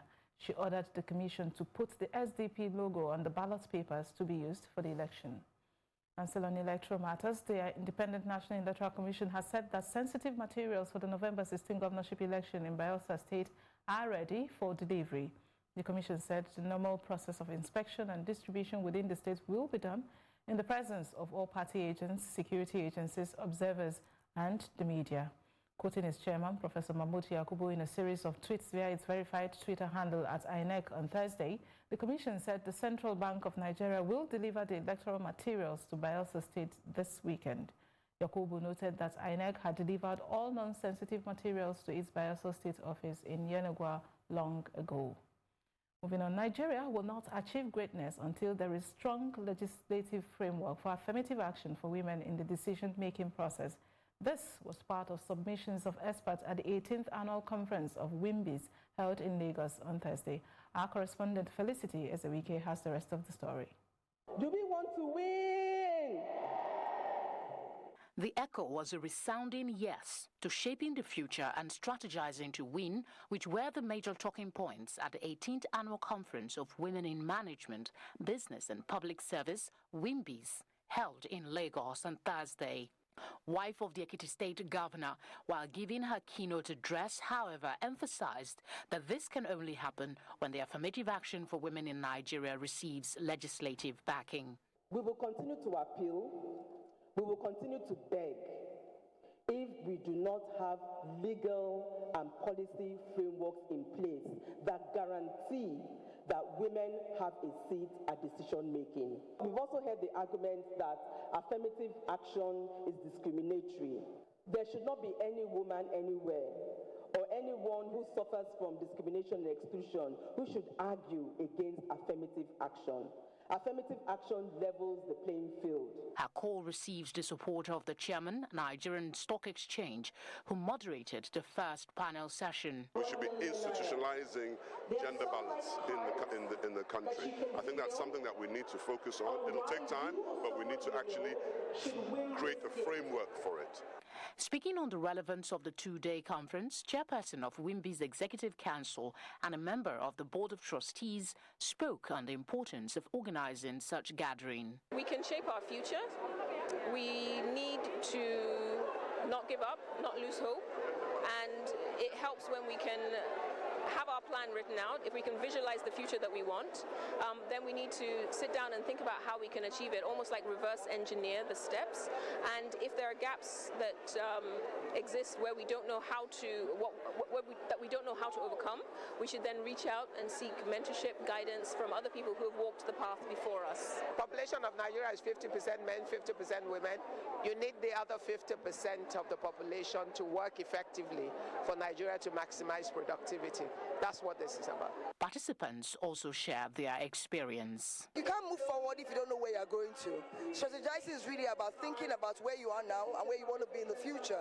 And I think for us as women, we have to begin to think through the processes and understand that it is necessary for us to know where our journey is going to be and how we're going to get there. For me, this is exciting for women coming together like minds, and obviously us networking and exchanging ideas. As the WIMBY's 18th annual conference continues, participants are hopeful that aside the lineup of prizes to be won, that they will learn from conversations shared how they can strategize to better improve their lives and the future that they seek. For Plus TV Africa, I am Felicity Ezewike. And still on WIMBY's, wife of the Ekiti State Governor, Bisi Adeleye Fayemi, has added her voice to providing clarity on the issue of feminism. She spoke at the ongoing 18th Annual Conference of Women in Management, Business and Public Service in Lagos.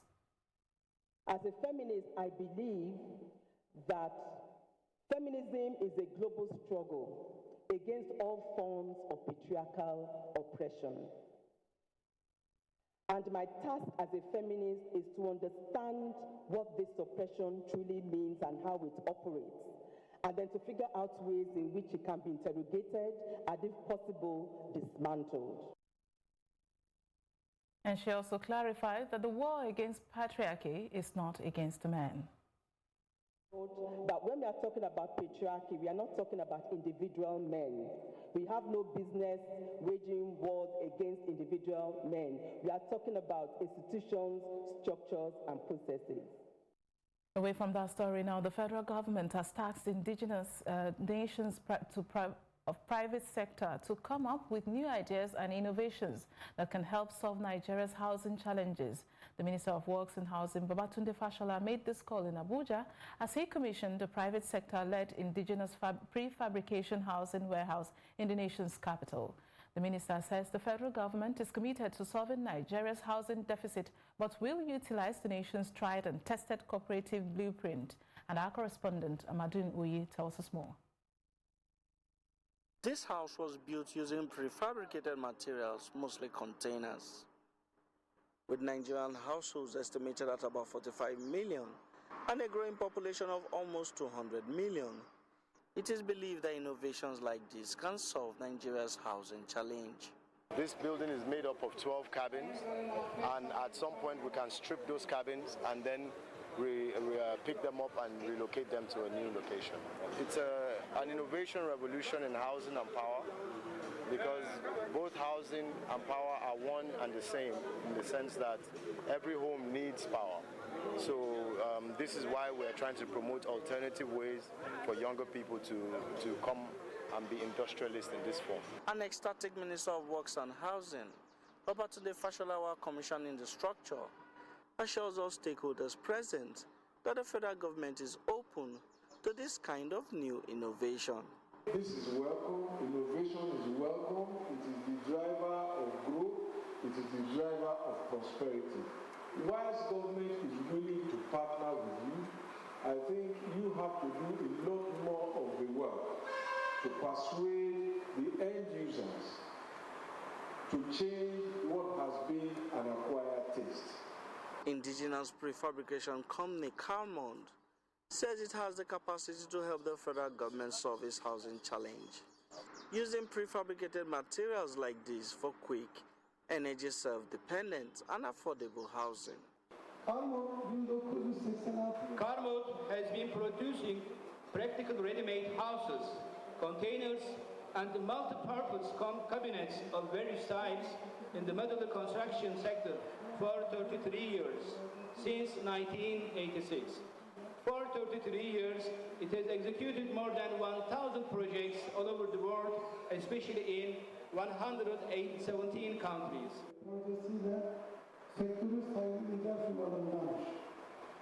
The Minister of Works and Housing also assured that the federal government will use schemes like this to leverage on the nation's cooperative blueprint to solve Nigeria's housing deficit. We're looking at also specifications of the type of hostel accommodations for young people around and within university campuses. So there's a lot that is going on in our research department about what the market need is. Very soon we will initiate a national cooperative housing scheme. And the objective behind it is to use cooperatives in housing. We've seen that cooperatives have been successful in markets, they've been successful in agri, they've been successful in transportation. We think that they have a very, very huge and unrealized potential in housing. Amadine Uyi, Plus TV Africa. So on national matters now, the Benue State government says it has decided to domesticate the National Livestock Transformation Plan. The state governor, Samuel Otom, says after careful consideration, he is convinced that the plan can transform the Benue State into an agricultural and destination hub for investors. Governor Otom, while launching the plan in Makurdi in Benue State's capital, says the transformation plan can bring an end to the recurring crisis between farmers and herdsmen. We have a wonderful opportunity to operationalize the law and showcase Benue State as an agricultural investment destination for everyone. I'm happy to inform you that we have, through a series of stakeholders consultation, awareness creation, and advocacy, developed the process of domestication of the National Livestock Transformation Plan to suit the needs of Benue State. It's at liberty to have its own livestock. Some of the issues that were brought up initially was that why is it only about cattle? Our cries have been heard. The document now says you can go into swine production. So it is a whole integrated system. We have started trainings for critical stakeholders, people that will be involved in the implementation of this program. Approach to deal with 6 key pillars that we have identified for the consultations made with the states most affected by the farmer enterprise. And around these 6 pillars, it is clear that the states can then develop their own state-specific implementation plan. We have submitted to the team at the state level a guideline on how to develop this state implementation. And the news continues after this short break. Don't go away.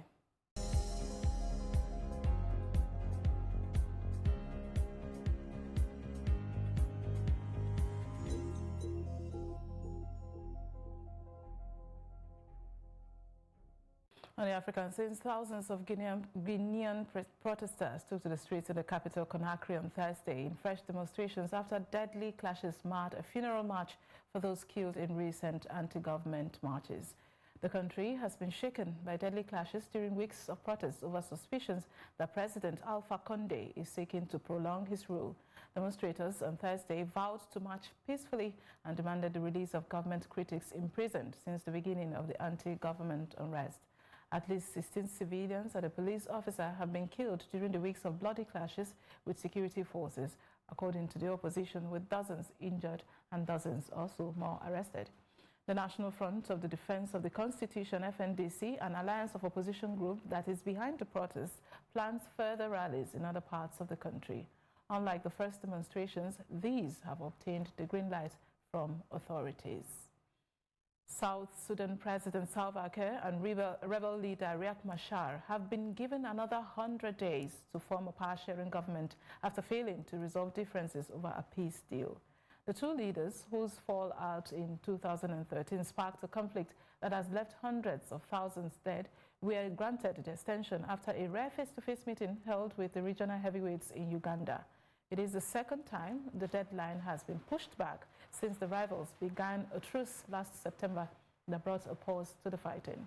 Both sides had agreed to join forces in a coalition government by November the 12th, but with the date looming and key issues far from resolved, regional leaders broke out high-level mediations in Entebbe to chart a way forward. Ugandan Foreign Minister Sam Kutesa told the media following the closed-door discussions at State House in Entebbe that it was really impossible to have them reach agreement in 5 days. They have been given 3 months. The meeting agreed to extend the pre-transitional period and to review progress after 50 days from that date. Ugandan President Yoweri Museveni, General Abdel Fattah al-Burhan, who heads neighboring Sudan Sovereign Council, and Kalonzo Musyoka, a special envoy from Kenya, were among top delegates at the regional gathering. Now, Jordan, Turkey, and the United Arab Emirates have regularly violated the United Nations arms embargo imposed on Libya since 2011. This is according to a confidential report by United Nations experts seen on Thursday by the media. A summary of a year-long study by the UN experts said the three countries routinely and sometimes blatantly supplied weapons with little efforts to disguise the source. According to diplomats, Jordan was accused of having trained troops of Khalifa Haftar, a military strongman in eastern Libya, who launched an offensive in April in a bid to seize Tripoli. The United Arab Emirates, another Haftar sponsor, is suspected of using attack aircraft on behalf of his forces. The UAE is suspected of involvement in a July 2 bombing of a detention center for migrants in a Tripoli suburb, which left around 50 people dead. The report does not definitely apportion blame for the attack, but notes that the UAE is equipped with both US-made F-116s and French Mirage 2009s, and Turkey, which openly supports the government of Prime Minister Fayez al-Sarraj, is accused of supplying his forces with military material ranging from armored vehicles to drones. And that's it on the African scenes, and up next will be our foreign news.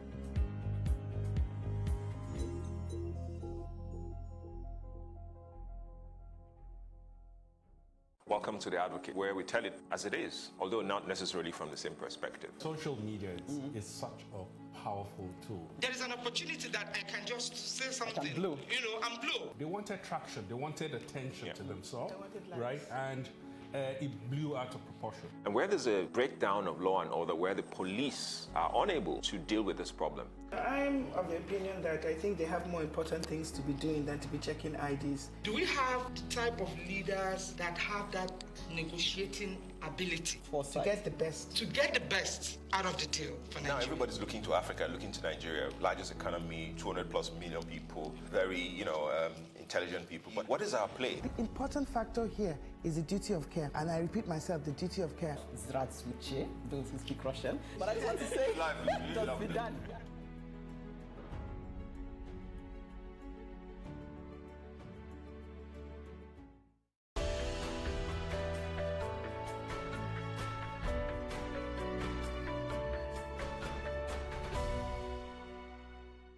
On the foreign scenes, billionaire businessman Michael Bloomberg is strongly considering entering the race for the U.S. Democratic Party's presidential nomination.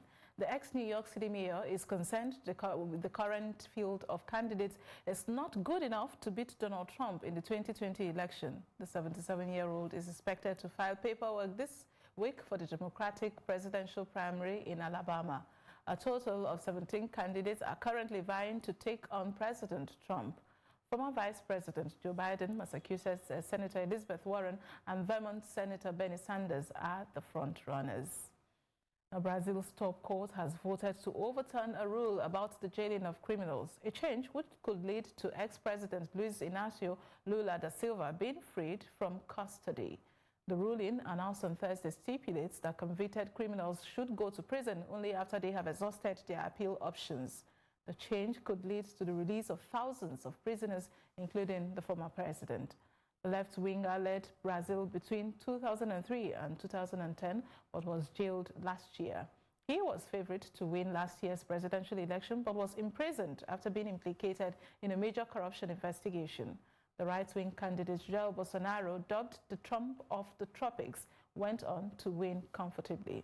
The corruption scandal, known as Operation Car Wash, initially centered on the state-run oil company Petrobras, but subsequently billions of dollars of bribes were uncovered and dozens of high-profile business leaders and politicians were jailed as a result. Now, Cambodia's self-exiled opposition leader, who vowed to return home this weekend, has said he was barred from checking in for a flight from Paris. Sam Raisin had planned to return to lead the people's fight for a better life, describing Prime Minister Hun Sen as a brutal dictator. The country's authoritarian leader has ruled Cambodia since 1985. Raisin's party has been dissolved as part of a crackdown on the opposition, and he has been in Paris in exile. He intended to fly to Bangkok and then reach Cambodia, but he claimed the check-in desk said they have received from very high up the instruction not to allow me to board, he quoted. He vowed to get another flight and stick to his plan to make it to Cambodia by Saturday, the country's Independence Day. The Prime Minister Hun Sen said the activist would be arrested should he try to enter the country. He also asked neighboring countries to bar him from transiting and advised airlines not to accept him as a passenger. And that's it on the foreign scenes, and up next will be our business news.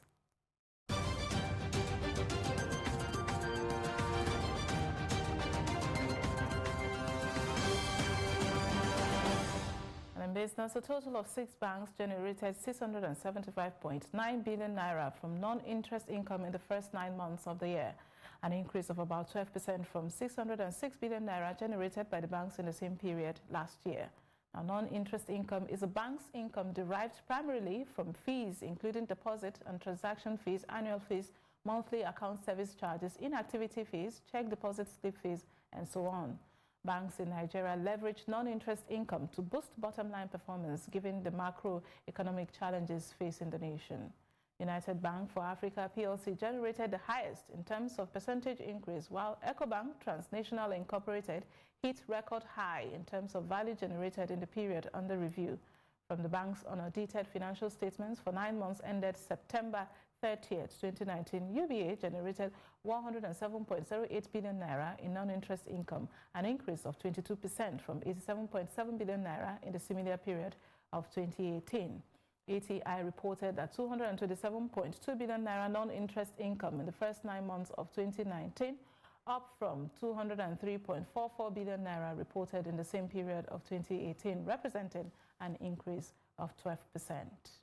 Still on business, the federal government has paid a sum of 157.35 billion naira pay-as-you-earn tax liabilities owed by federal ministries, departments, and agencies to the states. The chairman, Federal Inland Revenue Service, Babatunde Fowler, said this on Thursday in Awka, the Anambra State capital. The FIRS boss, who doubles as the chairman of the Joint Tax Board, spoke at the opening of the new National Taxpayer Identification Number registration system for the Southeast. The amount, he said, represented the outstanding liabilities of pay-as-you-earn by the federal MDAs to state governments from 2002 to 2016. He said out of the 157.35 billion naira, about 23.87 billion naira went to states in the Southeast. He expressed optimism that the remittance to states would encourage state governments to reciprocate and promptly remit all withholding taxes and value-added tax due to the Federation account. And that's it on business at this hour. Still ahead on Plus TV Africa News is a roundup on entertainment and sports news. We will be back in a moment.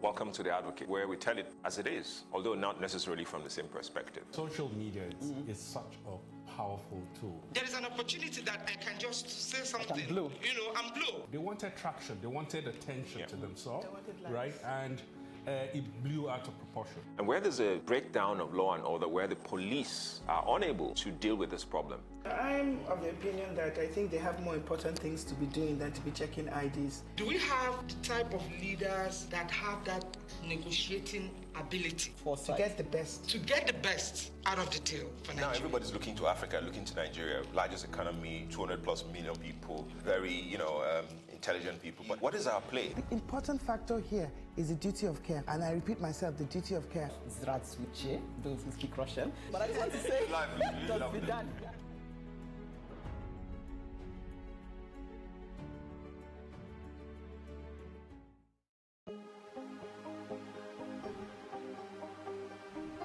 Is it for upcoming artists to blow in Nigeria?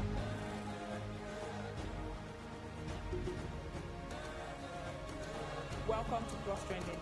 I am Buki November, your host, saying thank you for joining us on today's episode. Welcome back. It's tea time on Plus TV Africa. Practice makes perfect. I'm not perfect yet, but I'm a lot better than I used to be. He's a king. He's entitled to marry 100 if he wants to.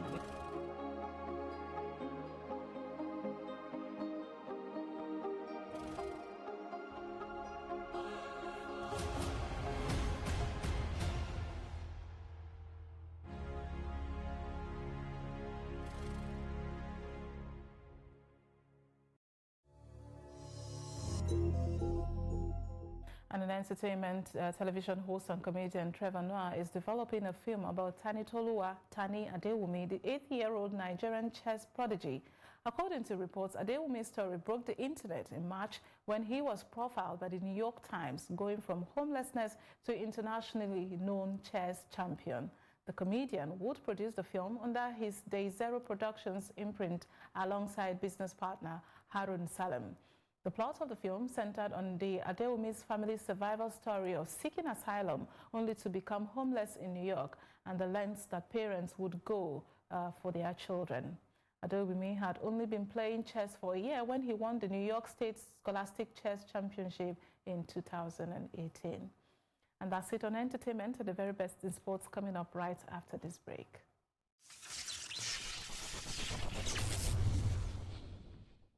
Now in sports, Nigeria's hopes of featuring at the football event of the 2020 Tokyo Olympics are hanging on the balance after the team threatened to boycott Saturday's opening on the 23 AFCON match against Côte d'Ivoire over unpaid allowances.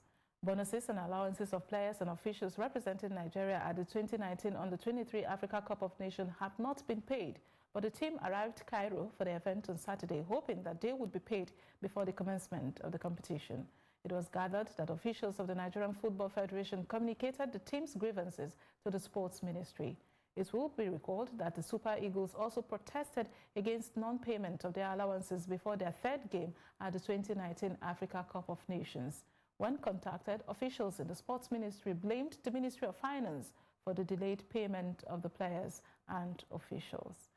And that's it on sports, and that's our news roundup of events also at this hour. For more news updates, please follow us at Plus TV Africa on Facebook, Twitter, and Instagram. And do subscribe to our YouTube channel at Plus TV Africa. We will be back later with more stories making the headlines. Please join us again. I am Amaka Okoye, and do have yourselves a great day.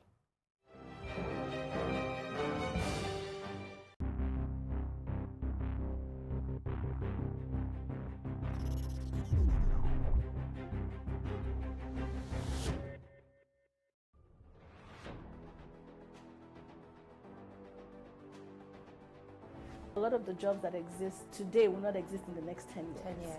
When I see people today shouting, we're not too young to run, we are ready to run. Ready to run to where? The people of excellence are, to a certain extent, being held ransom by idiots and bandits. Once you are in government, you believe everything you do is right. And once you are in opposition, everything the government does is wrong. And so it's time for us to take over power.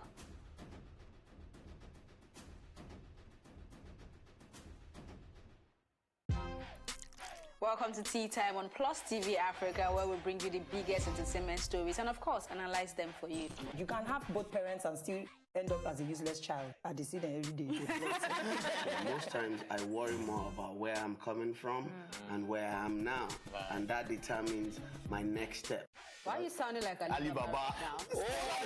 Plus TV Africa, we're feeling good. No time to dull, everybody feeling alright.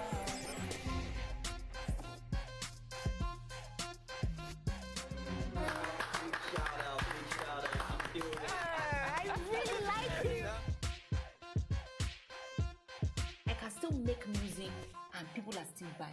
Sometimes I look myself minimal IU.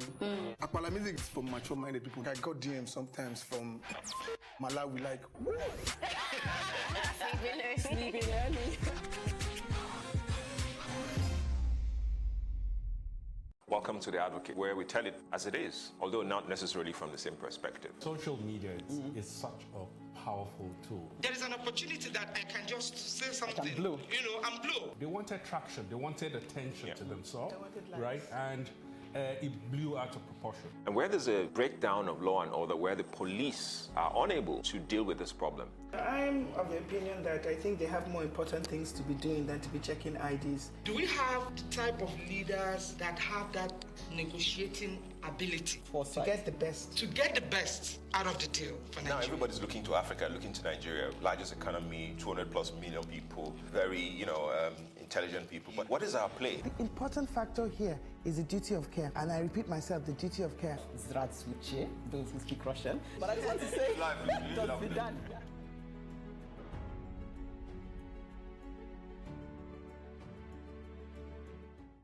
There's some kind of collective psychological warp, I think, in today's South African. I turned down over 9 invitations in 2 years. I said, I never step into your country again. When people are being slaughtered mindlessly, I don't hear a president then going there and saying, you must all learn to live together like neighbors. That's not enough. One came to mind concerning a baseball bicep youth who insisted that you move over from his seat. What's your take on this? The man had the right to ask for his seat back, and for me, it was not an issue. One thing which we must never do, or at least we do at our own peril, is to try and reward force to any one group. I'm dreaming, in fact, of a Nigeria which is impossible to achieve. That's not a pessimistic statement. It's an ambition. Premiering on Monday, 11th November, with a repeat broadcast on Wednesday at 12:30 and 8:30 p.m. respectively. This TV station, Plus TV Africa, is designed to help to create a paradigm shift. The more we tell our stories, the more we learn from whatever our past mistakes have been. We can be much more than we are. We should be doing a lot in refineries. And we are definitely investing in our staff. We're training, we're developing, we're creating the kind of workforce that will be the envy of the international broadcast. The quality of the reportage, the quality of our presentation, the quality of our production will be obvious. We're saying that we want to reach Africans wherever they are and get the message across to them. That's what Plus TV Africa is all about.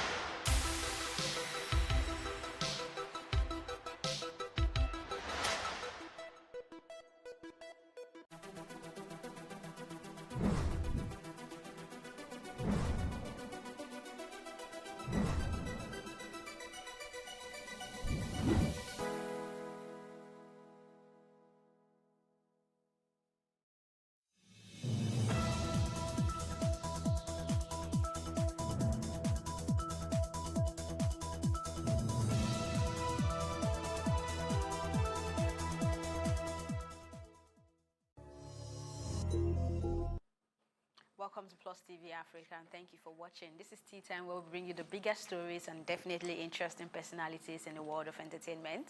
My name is Elsie Godwin, and as usual, I'm here with my awesome crew, Ewa Oluwa Oritu and Ife Oluwa Oshunkeye. Hey guys. What's good? How you doing? What's poppin'? Okay, so Bambe.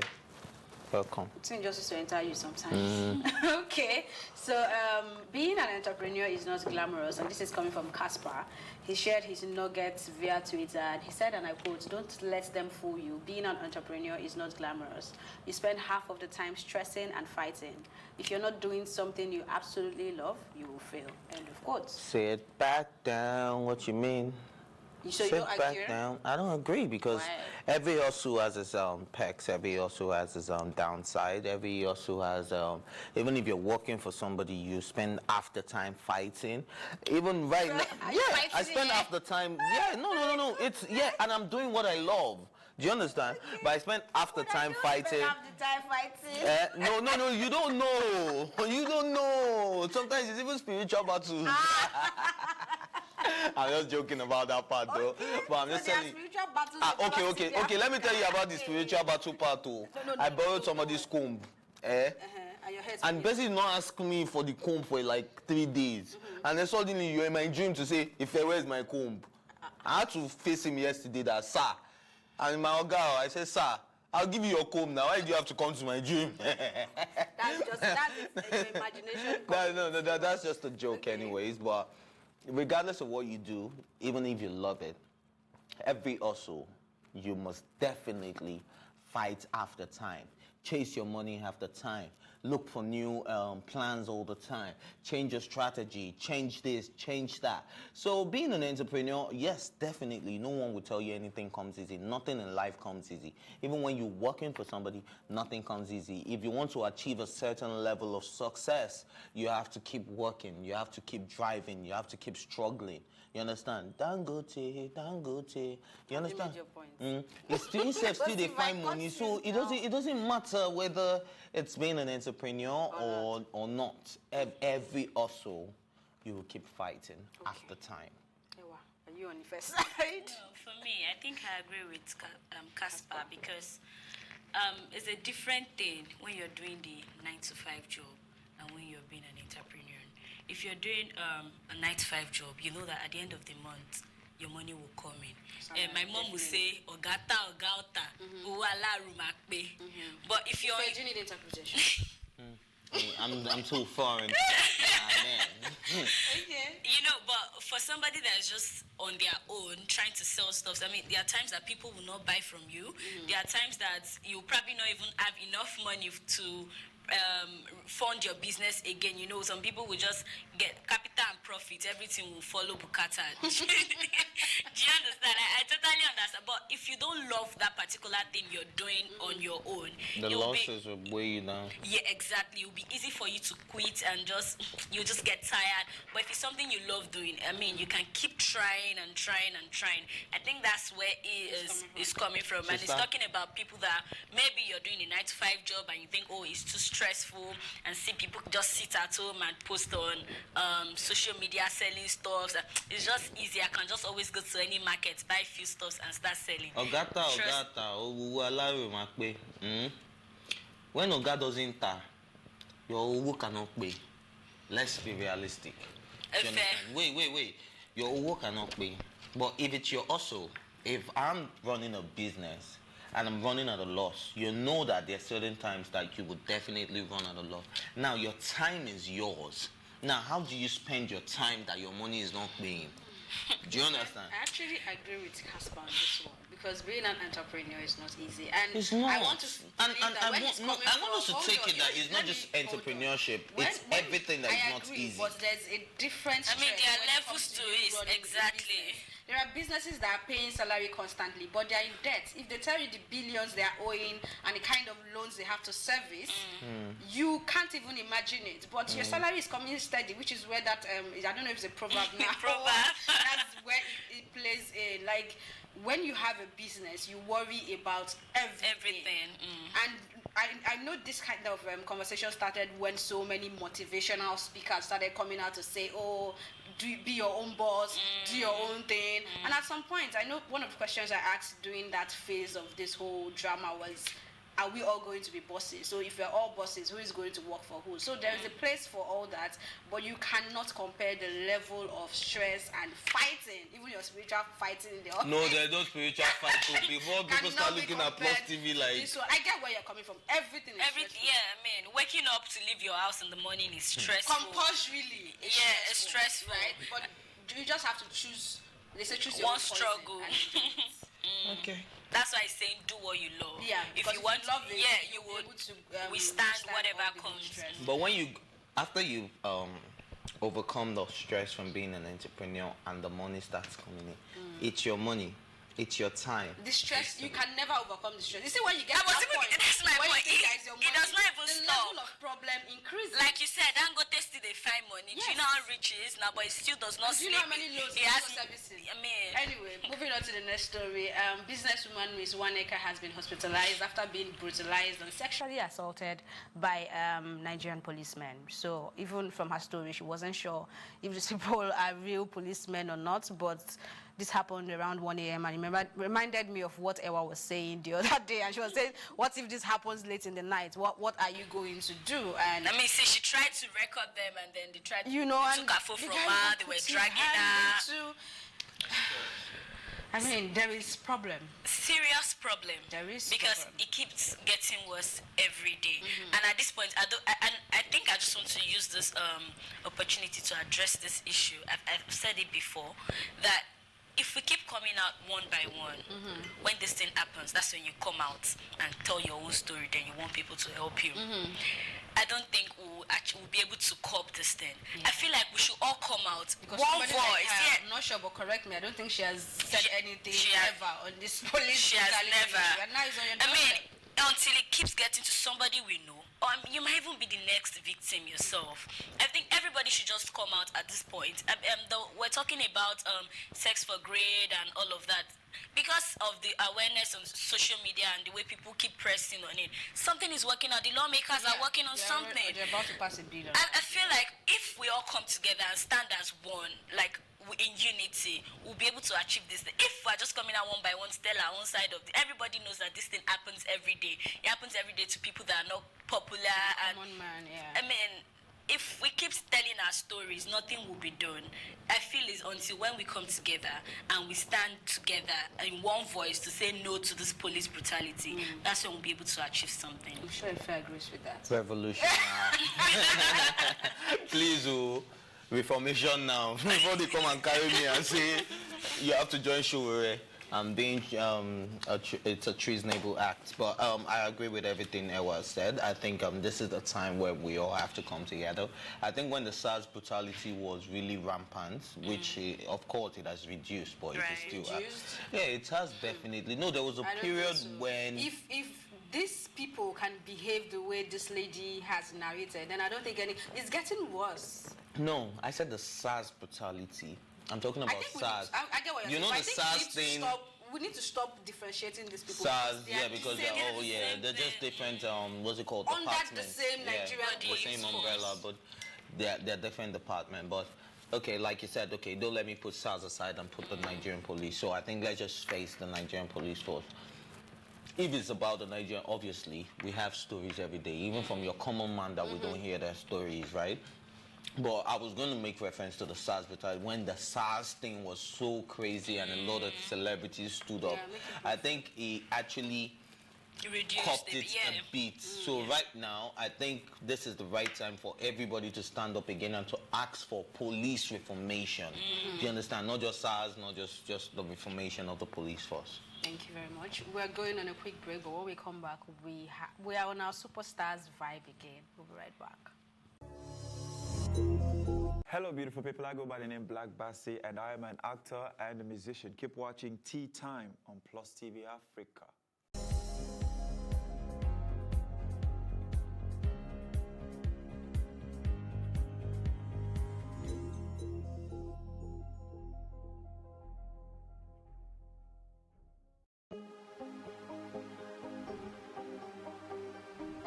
Seize it for upcoming artists to blow in Nigeria.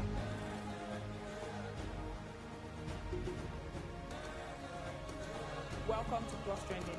I am Vicky November, your host, saying thank you for joining us on today's episode. Welcome back. It's Tea Time on Plus TV Africa. Practice makes perfect. I'm not perfect yet, but I'm a lot better than I used to be. He's a king. He's entitled to marry 100 if he wants to.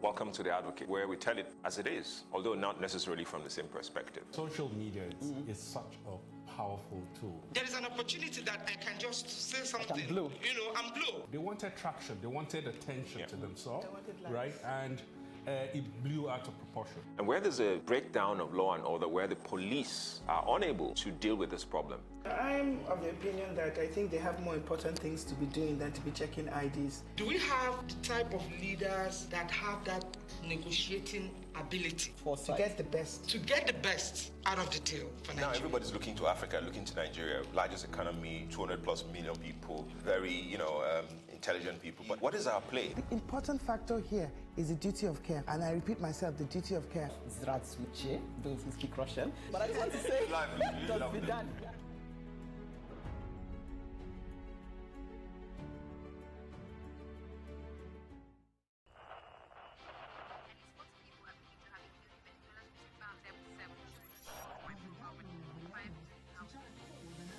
politics has helped shape the decision of the polity, from conspiracy theories to good old-fashioned comic politics. These are the results of tomorrow's election. Okay, you have it already, have you? I think we've done very well in the very difficult circumstances in which we took over governance.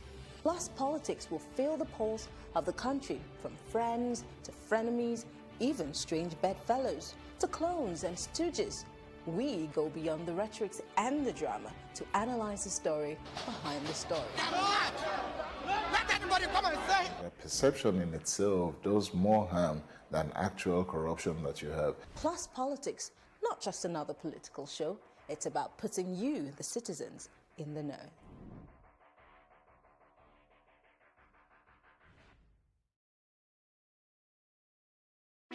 Hey, what's up, guys? You're welcome to another edition of Plus Event, and I remain your host, Ifeoluwa Oshuke. Your absence isn't an excuse anymore, as Plus Events is all you need, as we bring you the glitz, the glamour, and loads of fun. Oh, definitely. No question. He's a living legend.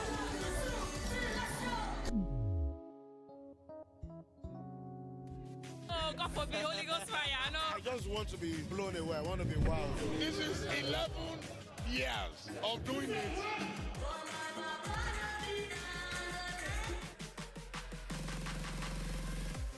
I'm surrounded by so much positivity. No, it's okay. Yo, what's up, my people? It's your boy Starboy Terry. You're watching Plus Event on Plus TV. Stay glued to Plus TV Africa every Saturday and Sunday, 4:30 p.m. West African time.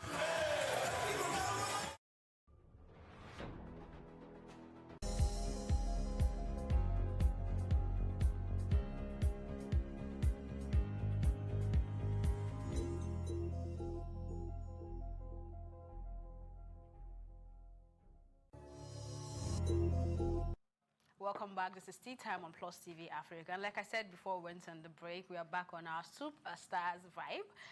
We have one of the celebrity chefs with us and one of the real cooks with us. The celebrity is an ex-beauty queen, an actor, event manager, and a politician, Ibeni Abofi Bresima. And the second lady, we don't need to introduce you anymore, Chef Odira. Thank you for being here. Thanks for having us.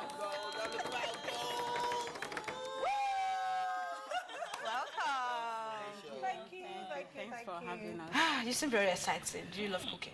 Yes, I do. That's why the introduction bits didn't work with me. Oh, you said the celebrity chef. That makes me less of a cook. Hey, but she does it for a living. Oh, really? And I don't. You cook for a living. You cook for a living. Tell us about that. So, do you cook for a living? Yes, I do actually. Okay. How? Like you see, we live in Lagos, and a lot of the kind of foods we eat in my place, we don't get it to buy in restaurants, or it's over decorated in restaurants. Where's your place? My place in Africa, in River State. Okay. Yes, in the water. It's the heart of it. Africa, yes. So I cook. I get people from my place that know that I cook. They order food from me, and I cook at home and send to them. Wow. So that's a part of your business? Yes, of course. So how much do you charge it? Can't pay.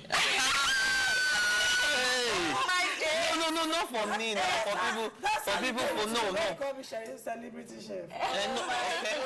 No, but it's not me now. I was just asking so that people. When you need it, call me. So it's nice to know you are an entrepreneur also. So maybe you should weigh into our earlier conversation before you came in. So Caspar said that being an entrepreneur is not glamorous. That is very stressful, and you have to fight every day. I'm paraphrasing. I'm glam, but I'm doing my work. What are some of your recipes? First and foremost, what team are you on? Team Rivers. She already said that. So. No, you know most of them are not on the stage. She already yes.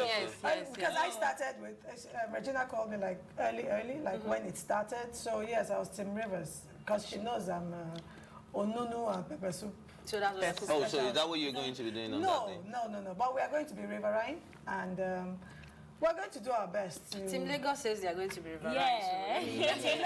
They should be Riverine, because Lagos is Riverine, and we will be inside the river states, inside, not just the rivers. inside the water. We'll be inside the river. Inside the river. So we'll be seeing a lot of seafood coming from Team Rivers. Well, yes. Kind of. But we want you to be there so that you experience it yourself. I'll be there. I love seafood.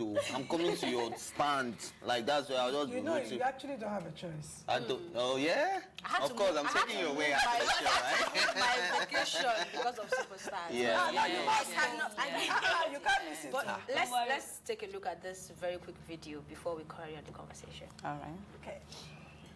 Oh, wow. 12 mega celebrities.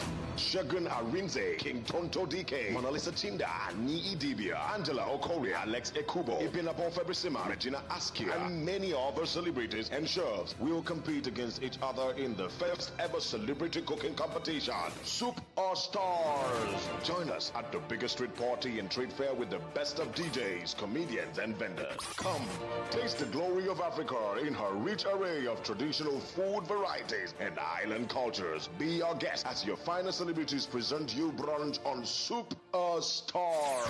Friday, 6th of December at Grand Atrium on Lekki Epe Expressway, 12 noon prompt. Tickets available at cocobar.com. For inquiries, call Green at 0805-752-1573 or email souperstarsmail@gmail.com. Superstars, SOUPASTARS, mail@gmail.com. See you there.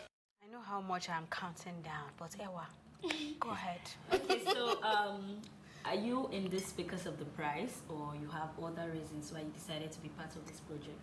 The prize?